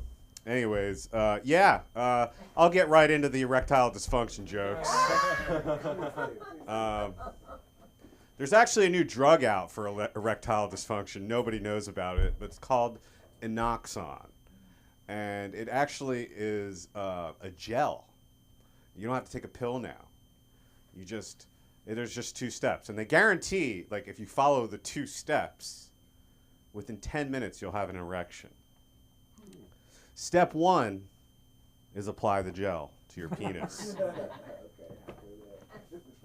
Step 2, rub vigorously. Works every time. Why are you so afraid to laugh? I'm already singling you out. What's your name? I'm laughing. Okay. You look like you're taking a shit. Like, that's just because I'm dead inside. I wasn't always a nurse. Has anyone ever had a restraining order put on you by, like, an employer? I actually used to work for Wells Fargo a long time ago. You know that bank that steals all your money? I worked for them. I was a henchman. It's true. It's true. I was the #1 salesperson at Wells Fargo. The #1 person. Right? And, like, one day they brought me into the office and they wanted to know, Sean, what is your secret? What is your secret, Sean? And I was high as shit. And I was like, sativa? And I no longer work there. No, it's not true. I had one of those moments, like one of those did you guys ever see Half Baked? Yes. Yeah. Well, I got in trouble at work for giving people their money back at Wells Fargo. It's true. A lot of people used to come into the bank and complain to me. They were like, the bank, I overdrafted on my account. The bank took $70 from me. The bank took $70 from me. I was like, that's right. The bank took $70 from you. And you know what? I'm going to fucking give it back to you. Because that's fucking power. At the push of a button, I was literally bringing down the Wells Fargo stock price. Here's your money back. Here's your money back. I'm going to work on some new stuff if that's okay with everybody. I read the other day that there are anti-drinking ads out there. But research says that anti-drinking ads actually causes people to drink more, if you can believe that. I saw an anti-drinking ad with Rafael Nadal. Do you guys know who Rafael Nadal is? Yeah. He's like one of the best tennis players in the world. And in this ad, he says, I try to beat people at tennis, not at drinking.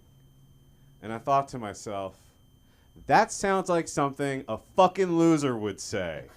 You know what I mean? Like, I know I can't beat Rafael Nadal in tennis, but I would whoop his ass in beer pong any day of the week. Let's see. I put on weight. Did anybody notice? I put on weight. Tracy noticed. I put on weight because I married a Mexican woman, okay? She will not stop feeding me, okay? I don't know. I don't think it's weird. Like, everybody thinks, like, you married a Hispanic woman. I've never looked. I guess it's kind of weird for me because I'm originally from New York, and the guy that I hung out with when I was a kid was black. So, like, race is, like, nothing to me. We do live in a fucking racist country. This country is fucking racist. And it's getting fucking worse. It's just getting worse. Like, I'm thinking about going back to my roots. I'm thinking about going back to Ireland. Like, I went overseas. But, like, Irish people, we are cursed, man. We are, like, the angriest people on earth. Like, we're peaceful people. We're just angry because the rest of you people can't get your fucking shit together. That's what it is. Do you know how angry the Irish people are? The Italians hired them to kill everybody in the mafia, okay? That's how angry we are.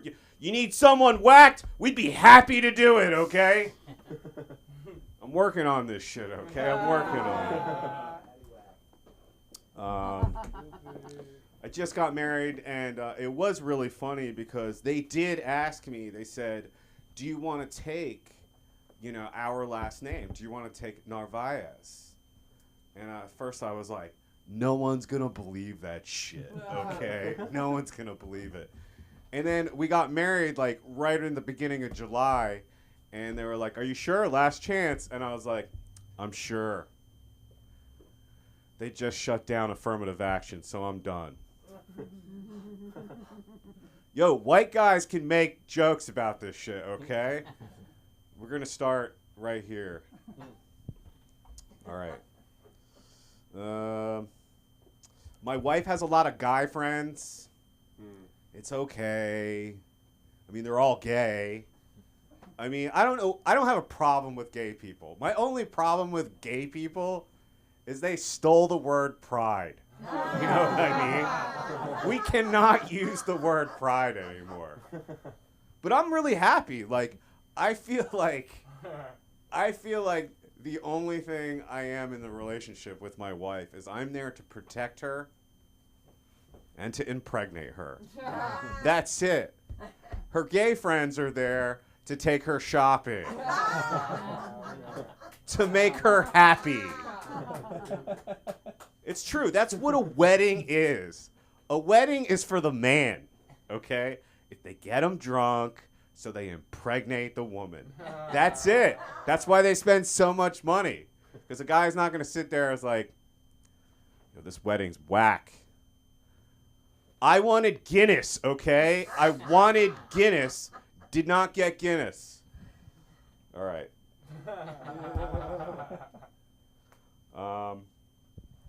So news on the street is that Lizzo is completely two-faced, right? Yeah. Did you hear? Lizzo will not be performing at the Super Bowl this year. I know you're all disappointed. However, I heard she's getting her own show at SeaWorld.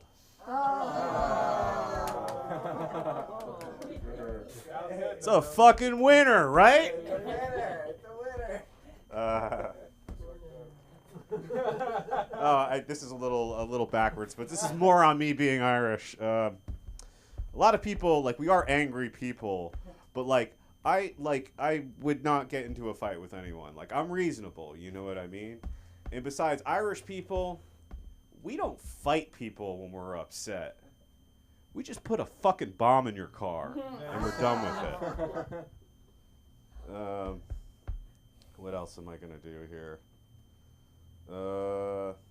I used to work at a grocery store bagging groceries before I became a nurse. Now I work at a hospital bagging bodies. So life comes full circle, everybody. People like to talk about bullying when they're on stage. Like, I actually had a bully when I was younger. I think we all had one, right? We all at least had one. But, like, for a year, I had a bully. And he was, like, a year older than me in school. And, like, his name was Sean also. I'll never forget. His name was Sean Sullen.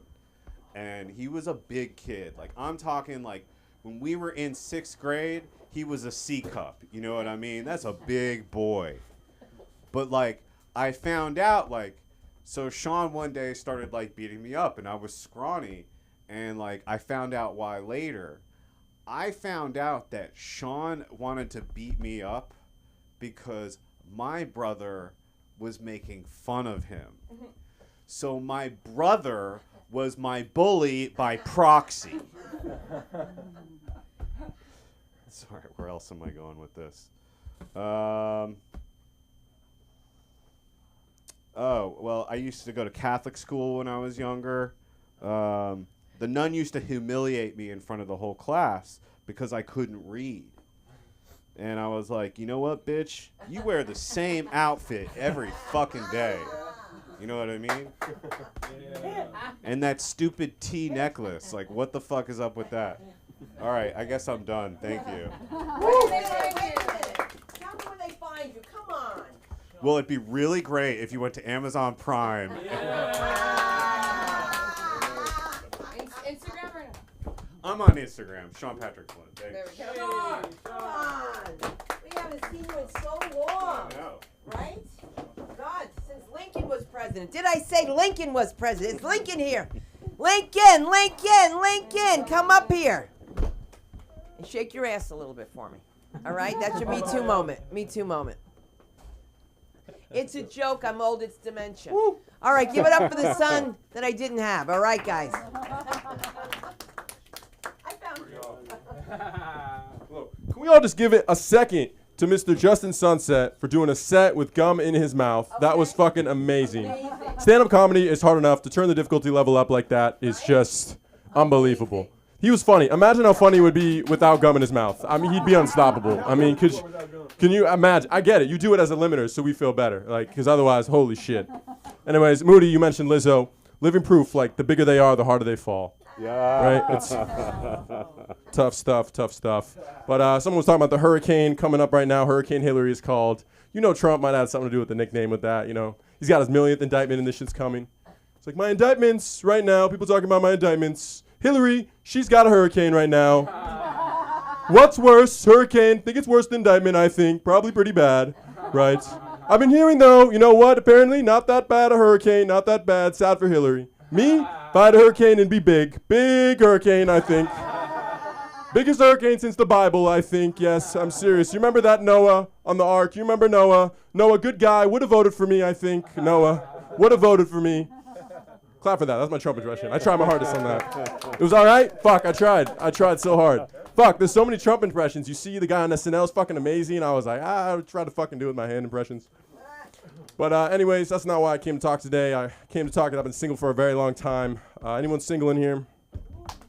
Yeah, I know a lot of people. Man, being single is different, man. Especially being single as a man versus a woman. It's a lot fucking different. You know, I was talking to some of my single female friends. It's like when they're single, it's like they're not really single. You know, they always got someone they could text, you know, like a backup if they need someone to hook up with. It's not like that for men. We don't have that, you know? It's like they say 60% of Americans live paycheck to paycheck. 80% of single men live pussy to pussy. You know what I'm saying? We have no idea where our next meal is going to come from. All right? You know, we don't got no pussy savings.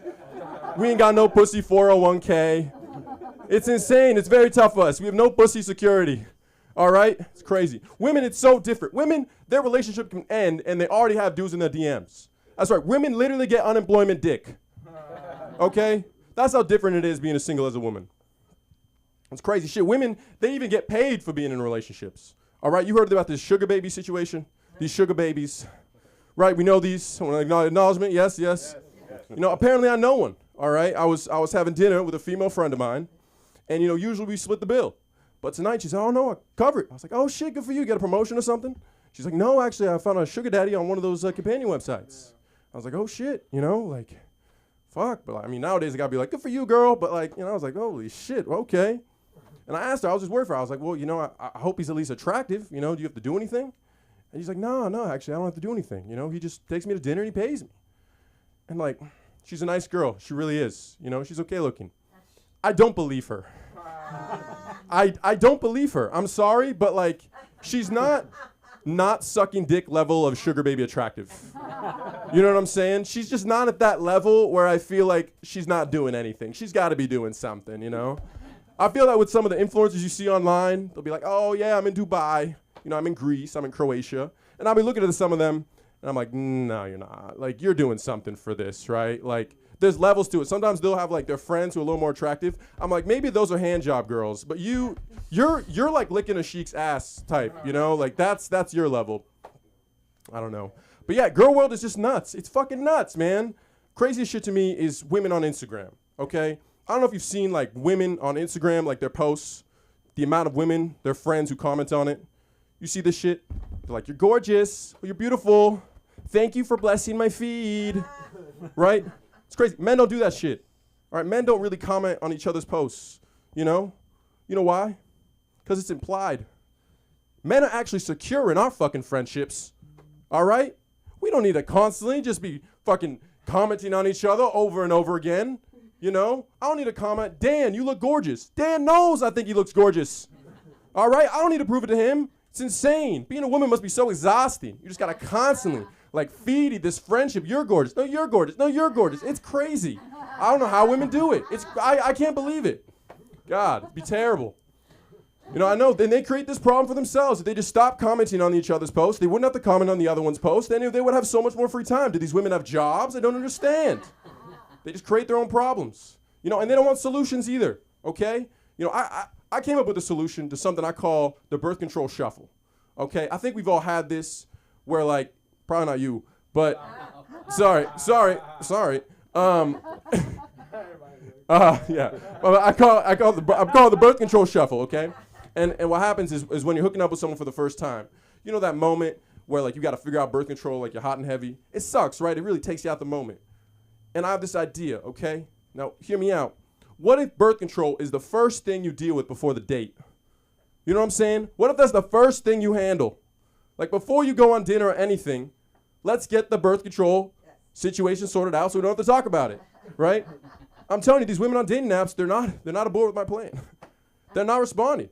It sucks. I've been messaging. They say, hey, I say, what kind of birth control are you on? And I have not got the responses I think. They don't want to be part of this new movement. It's very frustrating.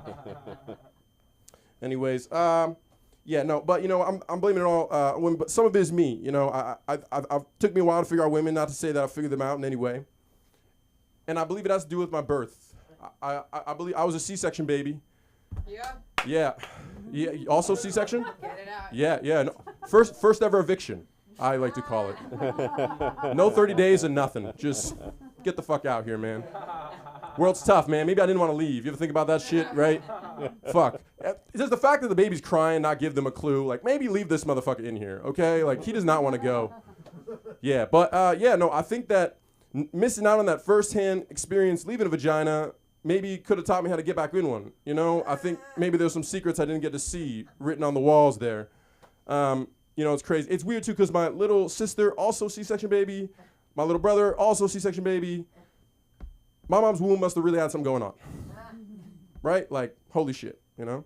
So I call my mom my first landlord, you know? That's what she was, man. That's what she was. But she kicked me out, unfortunately.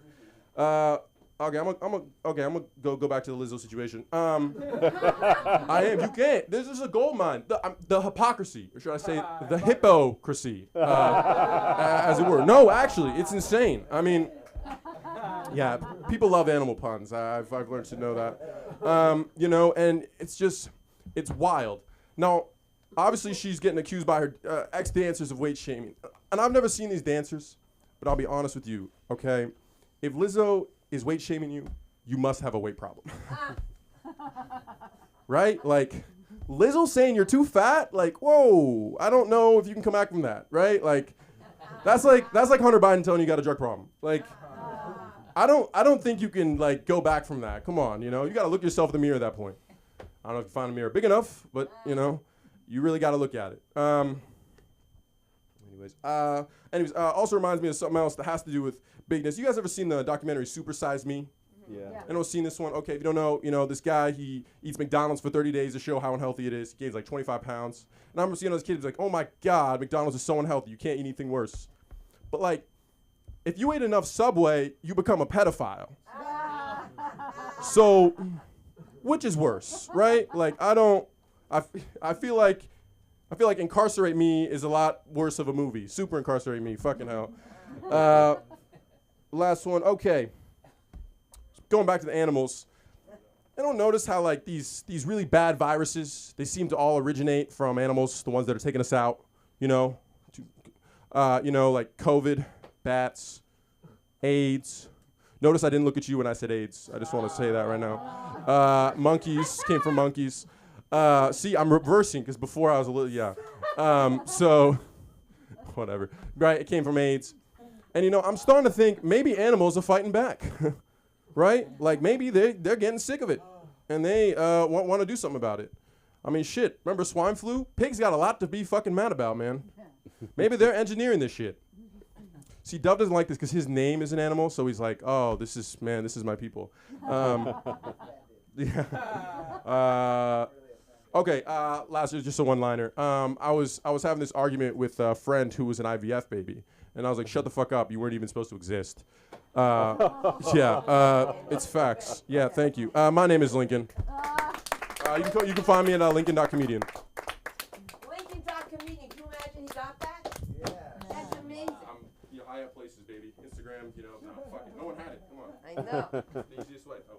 I know. You've been playing to just this one corner here. No love for me. You see that? Just you with the blonde hair. See, that's what it is. You gotta turn it. I gotta turn it. I gotta do it. It's comedy. It's comedy, and to put you in your place, we got some, big things come in small packages. Let's give it up for Lana Sala. Let's Yeah! Yeah! Fuck yeah! Fuck yeah! Do it.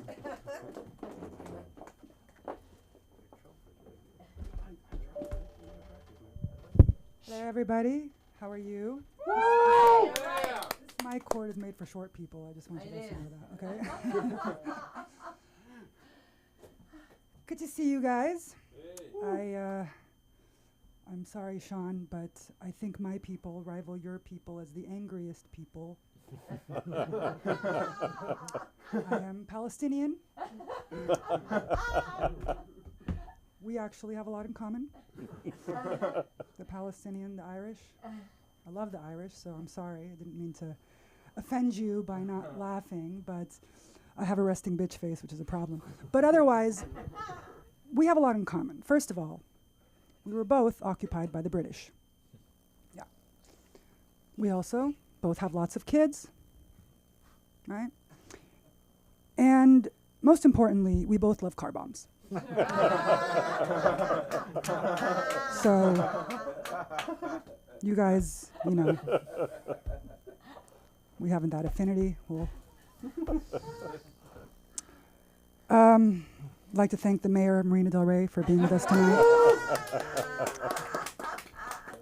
As a resident of the marina myself, I would like to thank you for your service.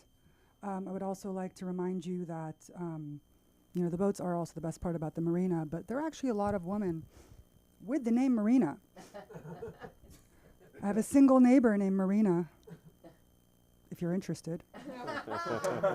So, hook you up with her after the show. But in the marina, obviously we have lots of boats, and Calvin, I just wanted to let you know that it is not the size of the boat, it is actually the size of the wallet. Okay? So just don't worry about it, okay? Yeah. I actually have a rescue dog that I rescued from China. He is my therapy dog now. It's a tough job. Put in his 2 weeks notice last week. He told me this is a 2-man job minimum. So he's going to go on strike and ask for better pay and just better treatment like the actors. So, and I understand. I support the strike. I support the strike.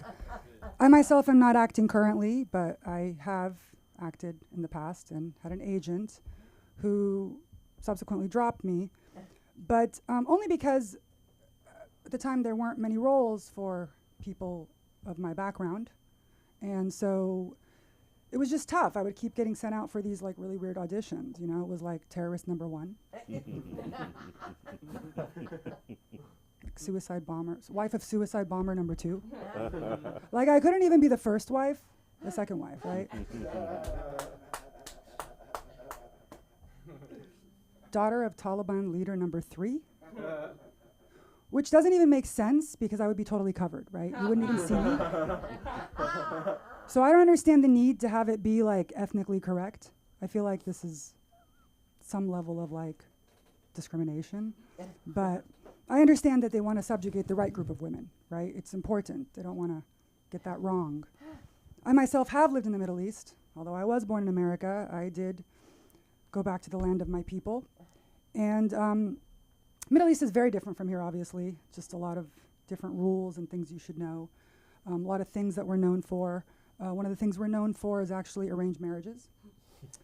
Not the cute Netflix kind. That's the kind, not the kind you're acquainted with, but like the real deal kind, you know. I once knew a guy from Pakistan who told me his parents were taking him there for his cousin's wedding. But when he got there, he realized, shit, this is my wedding. There was no save the date. There was no invitation. This guy showed up and just, not a surprise birthday, surprise wedding. Like, we're like that, you know what I mean? And the thing is like, in America, we see things like in the Disney way, you know, we think like, oh, I saw, you know, Aladdin and Jasmine, you know.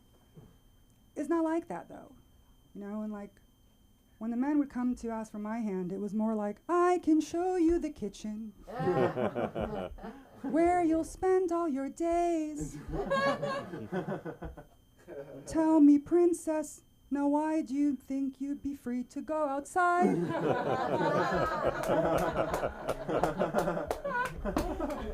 It's not a new world. Get your ass inside.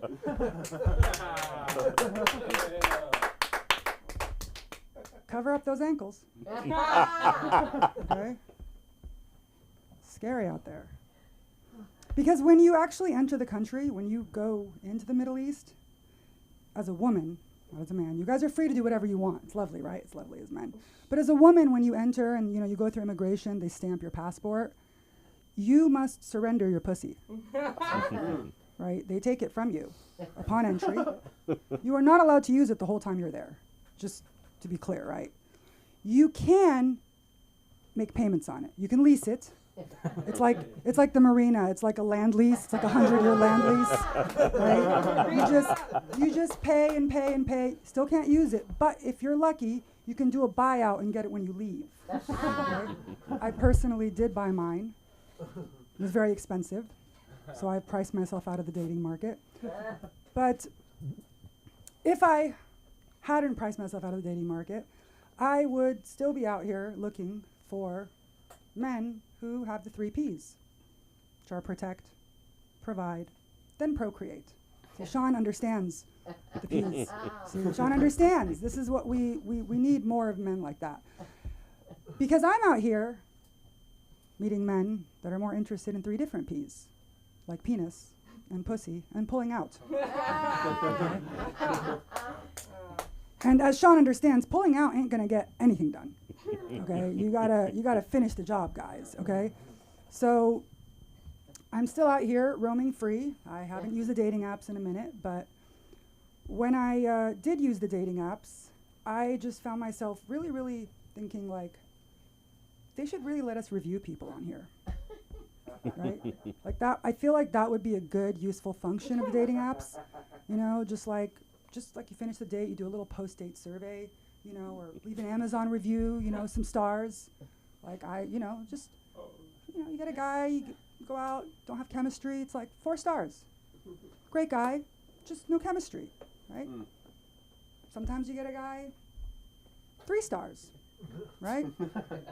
He said he was 6'1", but he was actually 5'9". And he wore flip-flops with crusty toes. And made me pay for my coffee. Okay? But still a 3-star.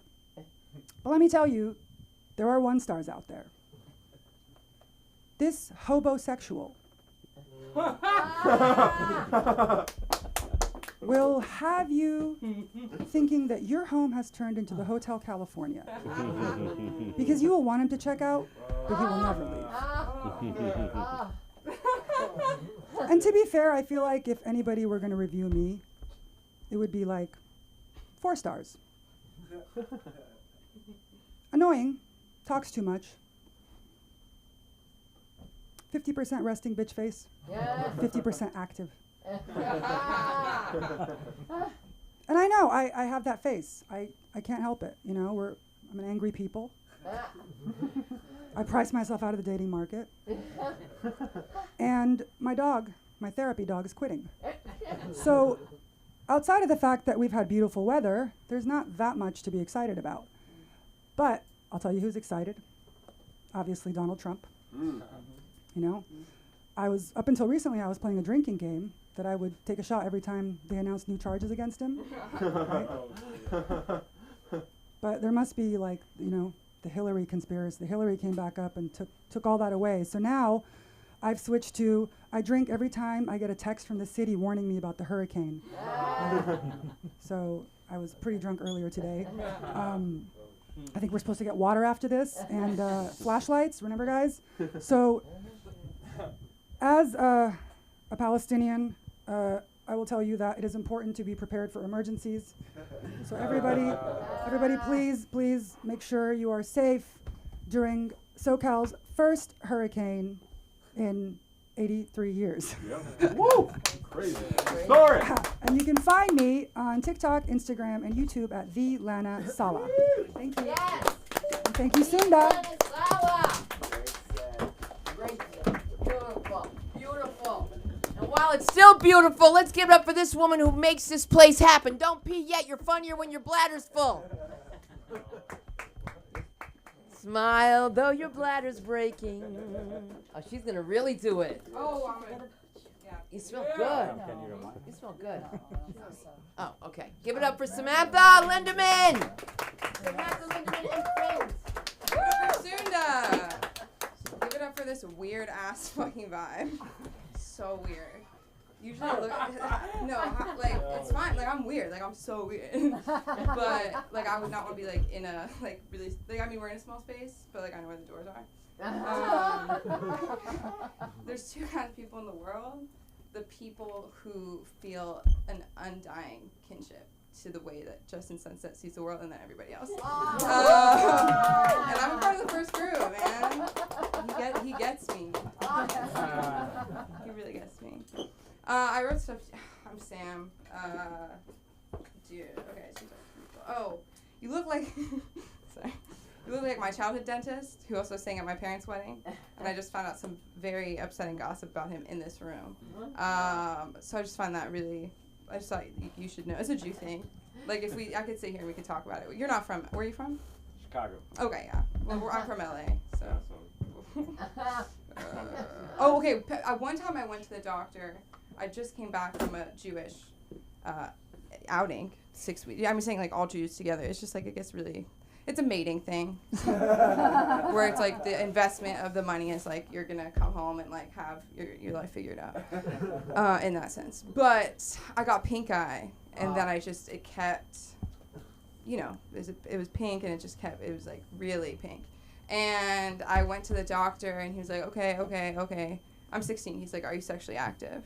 And I'm just like laughing, you know what I mean? Like I'm like he's trying to fuck me, like I'm so flattered, like no, like the answer it was like no. And my mom's there, and he's like this is not a joking matter, like pink eye, it could be a sign of chlamydia.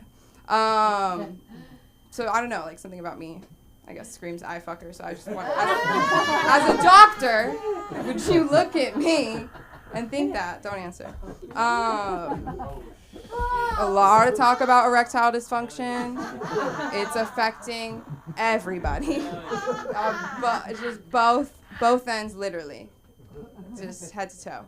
I remember I hooked up with somebody, and afterwards he was messaging me. I'm like, what's this about? Like, you know what I mean? When like there's no conversation, it's like, it's the 5'9", like 5'6" issue, where it's like, oh, maybe I don't think you're dyslexic. I think you're just manipulative. I'm saying you see, and he messaged me after. He's like, I think I have ED. And I was like, I had a shaved head at the time. I'm like, okay, I'm giving like social justice warrior. You're gonna talk to me about your eating disorder. He's like, it's not you, it's me. And I was like, I don't know you. I don't know you like that. It's like I hear ED and eating disorder, and then like if you say condom in the room with someone, you're naked, for everything been played. You bring up condom, they're like, what? like you're crazy. You know what I mean? Not the room for that. There's no pill for the female orgasm, but they did invent robots, which is great. You know what I mean? I'm talking about like, back in the day, they were like, we can't do this on our own. We need something else. And it's, I don't know, like people are so worried about like robots taking over. And it's like robots have taken over. The most important job is like protect your home, protect your home. But the robots, they don't have it all. You know what I mean? Like they don't have like a vibrator that like looks at you and is like, you taste so much better than my ex. You know what I mean? Like they don't have that zhush. You know what I mean?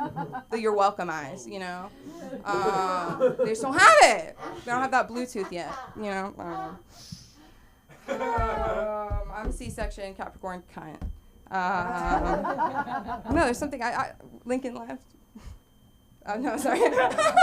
That's crazy. Because I had something to bond with him about. So I'll just move on. Okay, Lizzo, everybody, is the chance for men to make fun of women for being fat, and I feel the freedom. Do you know what I mean? Like every time somebody goes like Lizzo, I'm like, get it out. Save space. Yes. Say it. And I'll remember it. At least you're not going home saying it to your wife. Oh, wait, we're all single. Dude, every open mic, like anybody dating, it's like, we're here. A lot. Like, to the point where it's like, no. The thing that will bring Kanye back is if me and Lana have a throuple. I'm saying Jewish, Palestinian, like, we could bring, and I'm not saying peace to the Middle East, but like a little bit of relief, right. The three of us. I remember I was in group therapy the first time. I'm sorry, I'm so sorry, third time. I'm not even sorry. That's so weird. I'm sorry, I misspoke. And, the room's quiet, so I'm like, oh, finally my chance. This bitch didn't stop talking about her divorce. Like 50% of people. 50% of people. Just like, I don't know. It's like, I don't want to hear about it. Like, you're making me think about my parents and like, if my mom was here, what would she be learning? They're together. They've been shown love. There's been love. But I was like, hey guys, I think that, yes, indeed. I think that there should be a Make-A-Wish for people with depression, because you never know when it's going to happen. And, it'd be good to have a wish at that point. You have a wish, let's make it happen. Nobody said anything, right? I'm like, okay, unheard. And I said, my dream, you didn't ask, would be to have a week alone with Kanye and his ranch. And she's like, that's not your wish. And I was like, dude, like, don't fucking do that shit to me. Like, I'm expressing a need right now. The things that we would create, it would just be, like, really revolutionary. Love is Blind. We're talking about, like, arranged marriage shows. Like, I would kill that show. Like, in a bad way. Like, really bad. Like, for myself. You know what I mean? Keep going, I know. So, it would just like allow my mental illness to radiate through the screen. Because they're always like, I can't believe we have such a strong emotional connection after 3 days. And I'm like, I can. I bring my meds. And I'm in love with all of them.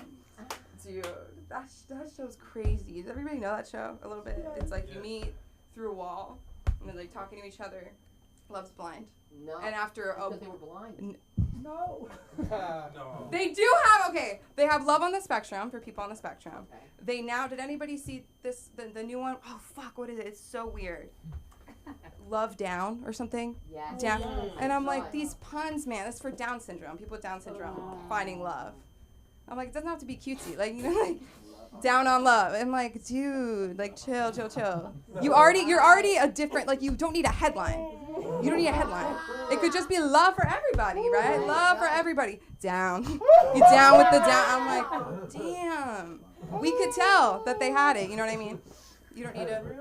The first time I saw somebody with Down syndrome who wasn't my cousin, I was like, let's pull over. He has a twin. But I'm like 6 years old. You know what I mean? I was like, oh my God. I didn't know there was anything up with him. I mean, up, not down. I didn't know anything down with him. Because he was just the only nice one in his whole family. So I can't make, I'm not going to say something else about that because those don't go well. How much time do I have? You just reached 2 minutes. Nice. Look at me. Look at me. What can I say that hasn't been said yet? I just find it like interesting. Sorry. I don't know if it's like controversial. There's just a lot of talk of animal fucking lately. And I just want to know what's going on. I just want to know for my safety. There was a time where someone described me as an animal on stage in relation to sex with me. I'm like, you could just be gross about me as a human. You know, like he turned me into like, it was really weird. I can't wait for it to come back. Dude, it's like my DMs are anything but spicy. It's all about this place. It's people being like, I can't hear the audio. Did you hear that shit he said about you? I was like, I heard that shit he said about me. I was okay. What a great night. Thank you guys so much for coming. Come to Holly's show next Wednesday. Old faces, new faces. It's good. Thank you so much. You bring up Tracy and then bring up Faisal. Yeah. Okay. Spoiler alert. Okay. I'm so excited to bring up this next comedian. I haven't seen him in a long time. I'm glad you guys stayed around for him. One and only Tracy Harris, everybody. Keep it going for Sam. She killed that shit. What's happening? What's up? It's a weird ass vibe in this bitch. She was right. I'm sitting there going, Jesus Christ, Linda, please. Call me! Sean comes up, yeah, I'm fat now. I'm like, Jesus Christ, please! He's talking about people who skull fucking people. What? How do you do that to your wife, bitch? Get over here. I'm gonna fuck your head. Did that like come across to you? You just were like, you know, you just stuck with procedure. Like, oh, okay, that sounds fine. It's just gonorrhea in your eye. Yeah, my husband constantly scold fucks my face. Oh, that's interesting. That makes sense. Because the readings right here is gonorrhea.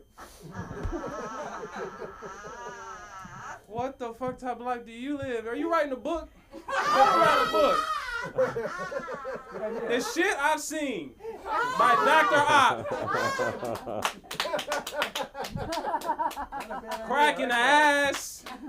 That's a double whammy for you, isn't it? Whoa. What a night. It's Friday night though, bitch.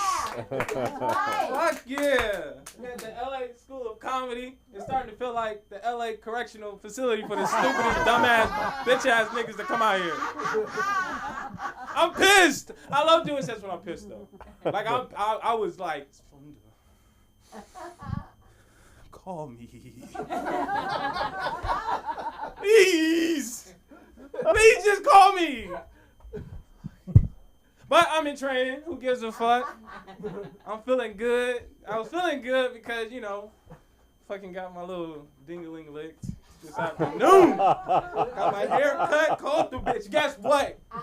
The dick is coming in.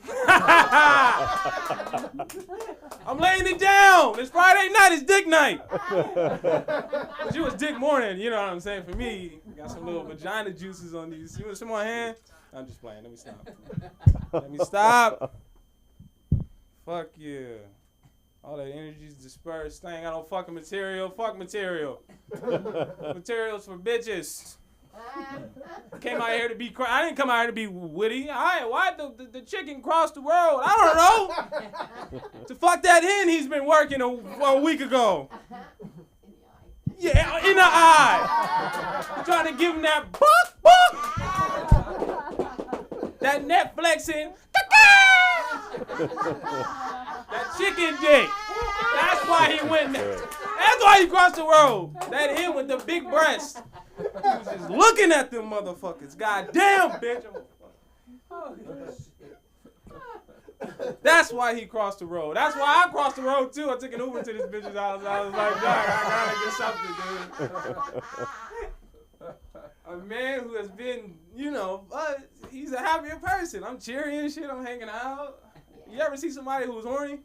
They're all like tweaking and shit. You ever not have like sex or anything for about like a week or 2 weeks? You start thinking like, I might tackle this bitch. I might tackle her. But you don't, because you're a nice, normal American. You know what I'm saying? And it's illegal, obviously, and it's wrong morally. That's the main thing. It's wrong. Why would you do that? Why are you tackling women? Fuck yeah, man. I loved your set about the marina. I love Marina. Bro, that shit was hard. I was like, he's on one right now. Very mutual. Fuck yeah. That's my dog. We about to take over Marina. Then we going to Venice. Then we taking over Sunset. The Santa Monica. That's our goal. We want all the water. Trying to get these boats in this motherfucker. Hell yeah. Fuck, man. You guys ever hang out with a racist? It's a nice little segue to that, huh? Well, I hang out with this particular racist. Well, it's my uncle. He don't like Koreans, bro. I'm sorry. Like, if he was in here, he'd be fuming, looking at you like, this fucking guy. My uncle, relax. Jesus Christ. The reason why he doesn't like him because I don't know if you know anything about like 94 in LA, 93. It was a bunch of shit going down, riots and stuff like that. And they used to have these liquor stores owned by Korean men. Black people shopped in these stores, but it was crazy. So the Koreans got armed. They were like, fuck this, bitch. You should have seen them with them M1s. What are they called? When you click it back, and then it's all right, whatever. But he got in it with with a Korean dude. The Korean dude, oh fuck you, black man, you get fuck out my store. And he was like, nah, man, fuck you. I'm just trying to get some beer, yada, yada, yada. I'm rolling down the street, smoking Indo, sipping on gin and juice, bitch. I'm trying to make things crack and lack. Let me get some beer. Who the fuck is this? Distractions. Oh, shit. It's my boy, my favorite white person. Fuck yeah. So you better laugh, because it's going to turn into Alabama. He going to throw the chairs at you and shit. Licky going to come back somehow swimming. Fucking, yeah. What the fuck was I talking about? I want to talk about that boat. Fuck what my uncle did. He's racist. Fuck him. But that Alabama made me feel so fucking good, like an American, like a black dude now. Like I'll be walking around like, say something, bitch. She's gonna say to us, there's nobody behind me, but there's somebody looking at you, motherfucker. Say something. I loved it. When the dude jumped in the water, I was like, Aqua nigga. Oh shit. Let's go! Save my nigga! Oh, I wish I was there. I was like Muhammad Ali, pussy ass nigga. Pussy nigga. Fuck yeah. And two things rose. Black power and white guilt. Fuck yeah, that's my first applause break. But anyway, I wasn't trying to make a point or a political point. Talking about civil rights and shit. Who wants to hear that shit? Fuck you. We want to hear about pussy. All right, I'll bring it back to pussy. Anyway, I was feeling, well, yeah, let me just go. I'm thinking about that dude, though. I think about he probably got laid that night. Like, come on, bro. The dude, when he took off the hat and threw it, and then the nigga that was swimming, they got pussy that night, boy. They're heroes. What are you talking about? They're heroes. There's probably going to be like a little, like a statue of this nigga. Just Aqua nigga was here. This is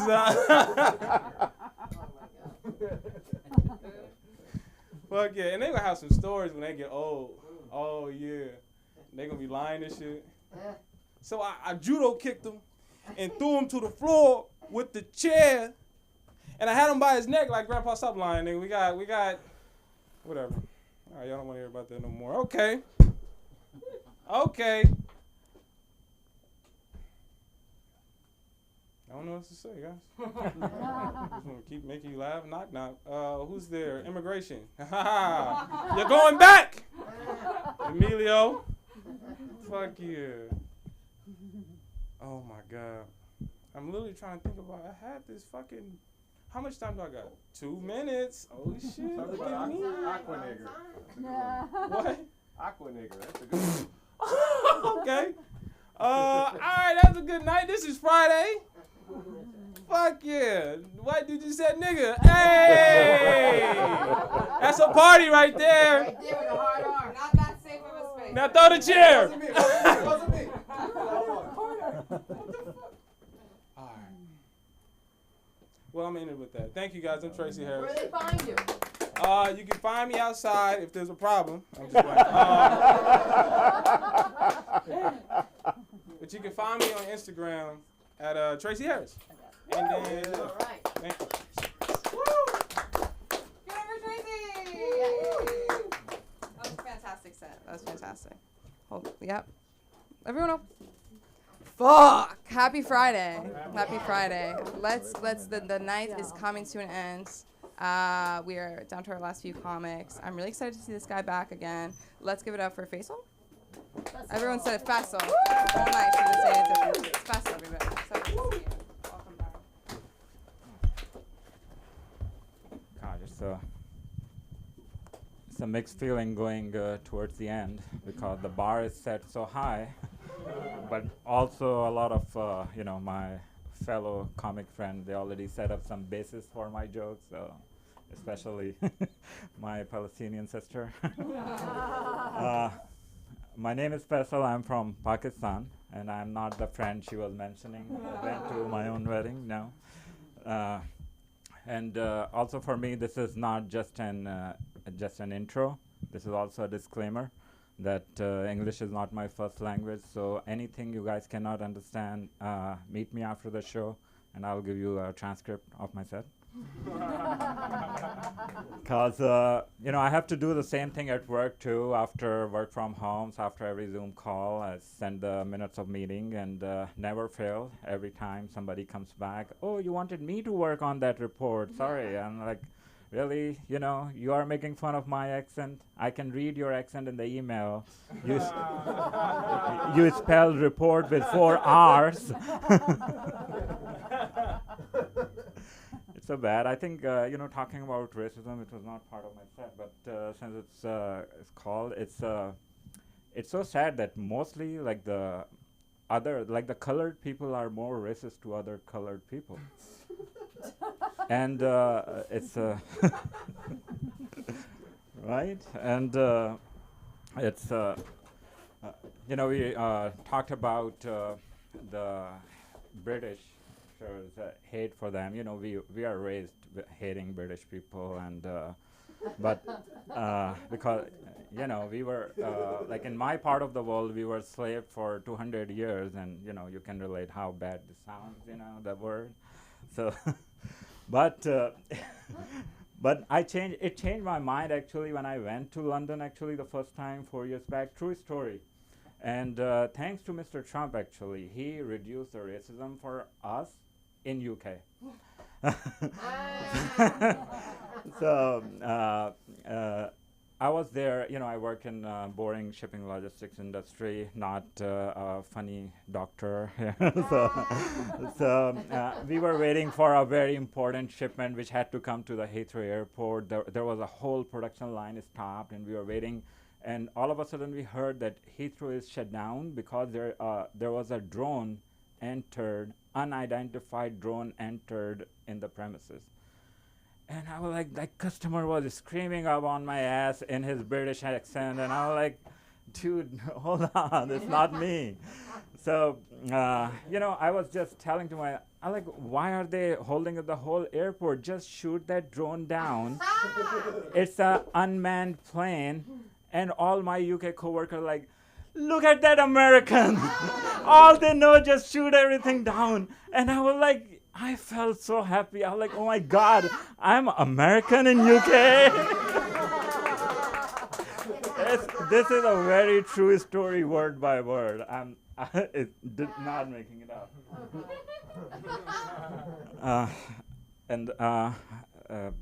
I'm, doctor, please, when you go on I heard you are single, please do not do this kind of discussion at your dinner date. I had a dinner date with a ER nurse, and believe me, I did not eat even on the date and the whole week after because she was telling all these kind of stories. And yeah, I'm glad that she was paying for the dinner, so I'm not.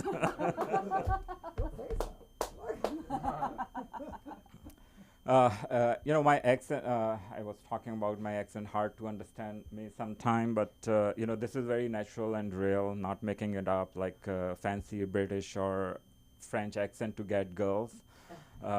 This accent does not work that way. I do get attention of the girls, but not the way I wanted, so it's it's not that I'm at a party and a girl would say, hey, do you want to come back to my place? No. The conversation I have, usually they ask for, hey, how does it feel like working for 7-Eleven? Or, hey, how does Uber really pay?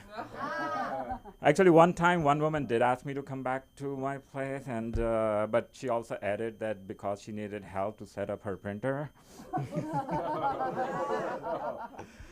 And it's so bad because, back home, before moving to America, when I used to watch American movies and TV shows, they make it seem like getting a girl in America is a piece of cake. Like you go to a bar, sit in a quiet corner, and a girl will just walk up to you and start conversation, and next thing you know, you are in bed together. And after living here 17 years in America, I realized that that was all lie. False advertisement from Hollywood. And,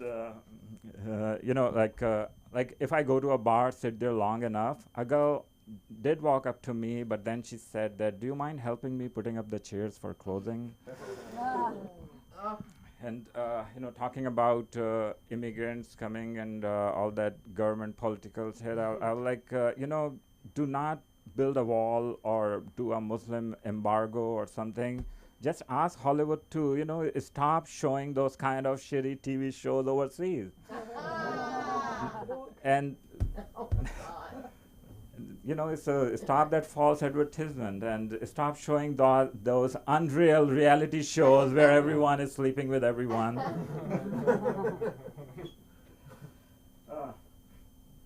So, since bar thing did not work, so I changed my strategy and I switched to dating apps. And I was on Tinder for 6 months. And I swiped right every white, blonde, hot chick. Never got a match. So even one day I got a pop-up from Tinder that, hey man, can't you take a hint? So talking about Love is Blind, that was my, then I saw that too. I think I'm doing something wrong. I should not go by the looks. Love is blind, so maybe I'm using the app wrong. I should use it as a blind person. So I just started swiping right everything without even looking. And it did work. I got a hookup. It's a 75-year-old man who lives in New Zealand. And, just out of desperation of being in a relationship, I'm like, what the heck, just start a gay relationship. But I'm not into long distance. Like, I tried long distance once. The thing is, I live in Redondo, and, I love her and all, but who wants to drive to Culver City?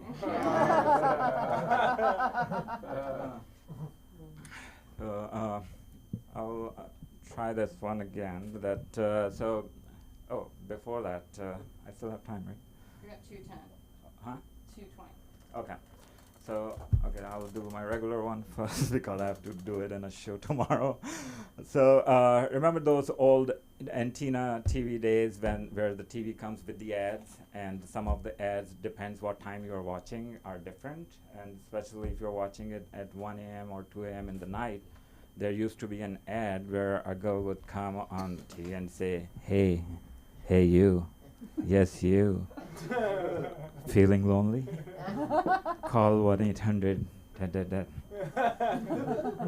And I called one night and I asked her, hey, so what's the deal?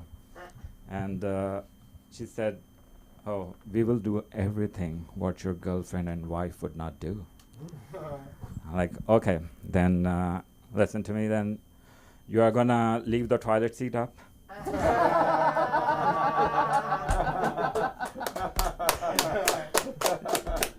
You're gonna show me some respect? And you're gonna let me choose the movie on Netflix on the movie night, and you can keep your blowjob with you. Oh my gosh.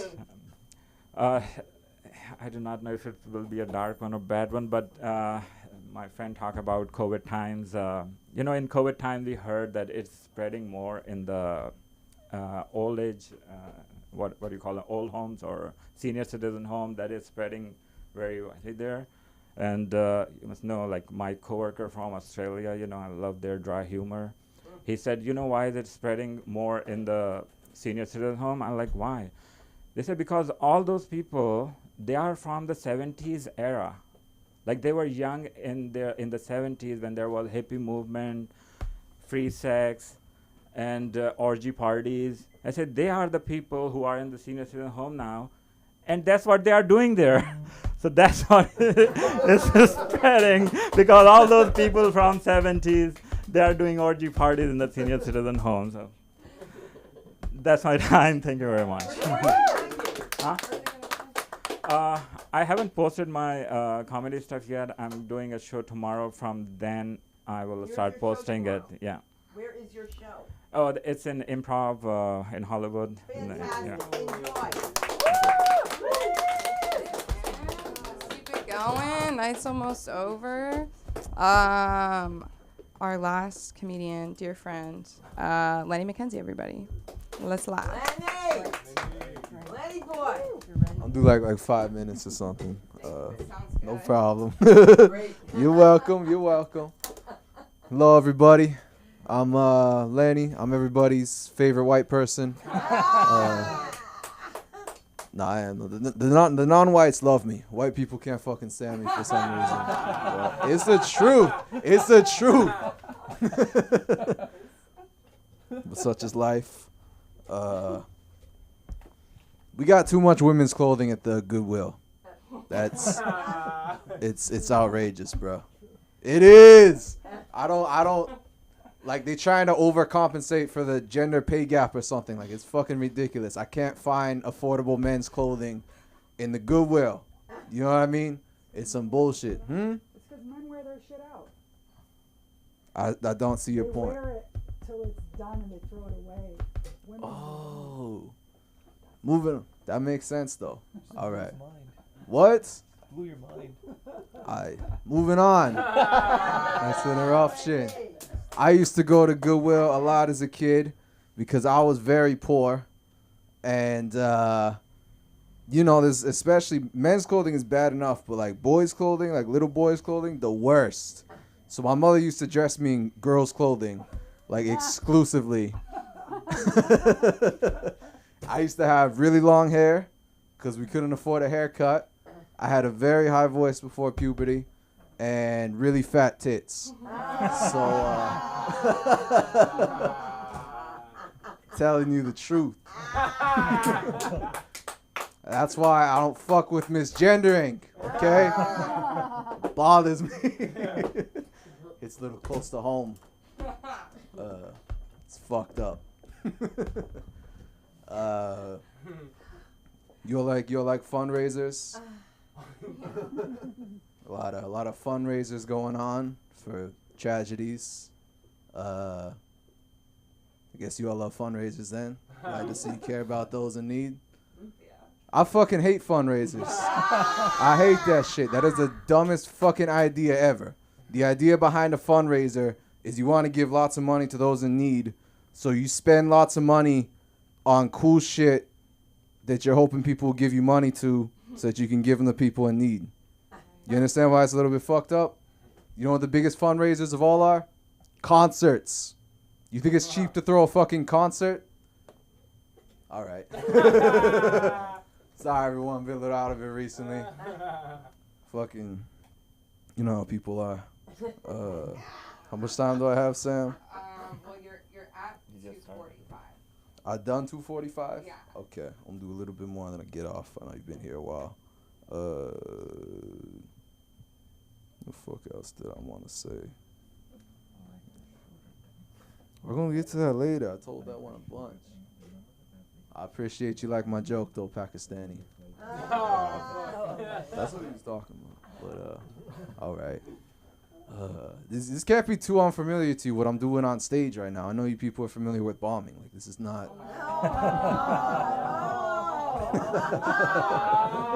Groans, baby, groans. I'm not a germaphobe. I just think people are pretty fucking gross. Like it's not. Like don't call me germophobic, okay? It's just that the rest of you are fucking gross. Like no disrespect. Just sorry for not wanting to get sick. What the fuck else did I? Yeah. Thank you, Sunda. They say blind. They say the window. Fuck. They say the eyes are the windows to the soul. So I think blind people have a lot to hide. Joke is fucking dumb. People like to complain about the president a lot. You know what I mean? Like a lot of people like to say, Biden's the worst world leader ever. Is he? You ever seen world leaders in the worlds? You know what I mean? Biden's like, you don't drink for me, you're not. Fuck. Biden. Yeah, I had a speech lapse, just like fucking him. Speak of the devil. Biden said, if you don't vote for me, you're not black. It's pretty terrible. But other world leaders say, you don't vote for me, no drinking water. You know what I mean? Could be a little worse. I had a pretty fucked up childhood growing up. My mom was a kindergarten teacher. My father is in jail. Worse still is for the same reason. Both love kids. That one doesn't need to go on. All right. It's been a long night, everybody. I really want to meet a woman that's in Al-Qaeda and not on her face. I want to tell people that I shot an Al-Qaeda in the face. Showed her an explosion. I feel bad for black guys named Tom that have nieces and nephews. Thank you, everybody. I know I tell a lot of dark jokes, but I'm actually a really good person. For example, I once gave my most prized possession to a homeless woman. My virginity. All right. Weird night. Somebody wants you to turn around. They want to see what jersey you're wearing. I don't know. Shannon just gave me this shit. I haven't had time to do laundry because I've been doing 12. I don't fucking know, bro. It's probably Shannon that was asking this shit. That's not doing it, probably. Yeah, it is. I don't. Oh, it was fucking Nick. That was the other one. Shannon gave me this shit. I was not the white guy that said the N-word, by the way. I feel like that's important to clarify. I know there's not a lot of us in here. Yeah. Oh, shit. Jesus. That's unnerving. I don't know how to bring a room up after that. But thank you all. Thank you for having me here. Lenny McKenzie on Instagram. You all have a good night. Thank you everybody for staying. I'll say one quick thing at the end. I've been here for like about a year, and in that year I've found a real community and comfort and a space to grow as a person and in my art. And so if it's your first time here or a few times here, like that's what we're about. And there's so many open mics in Los Angeles where you can say whatever the fuck you want. This is not one of them. It's been a beautiful night. Give it up for you guys. Comedy. I've been Sam. Thank you so much. See you. Yeah. Hey, Jason. Hey, oh my God. Everybody, seriously. Thank you'll see his like reels on our Instagram. Like that's just an ounce of what he can do. It's amazing. He's been here for so little and he's changed so much. So thank you, Jason. Thank you, Sunda. And thank you, Marina Del Rey. Marina Del Rey, Marina Del Rey. How you been? You meet Jason? Oh, good.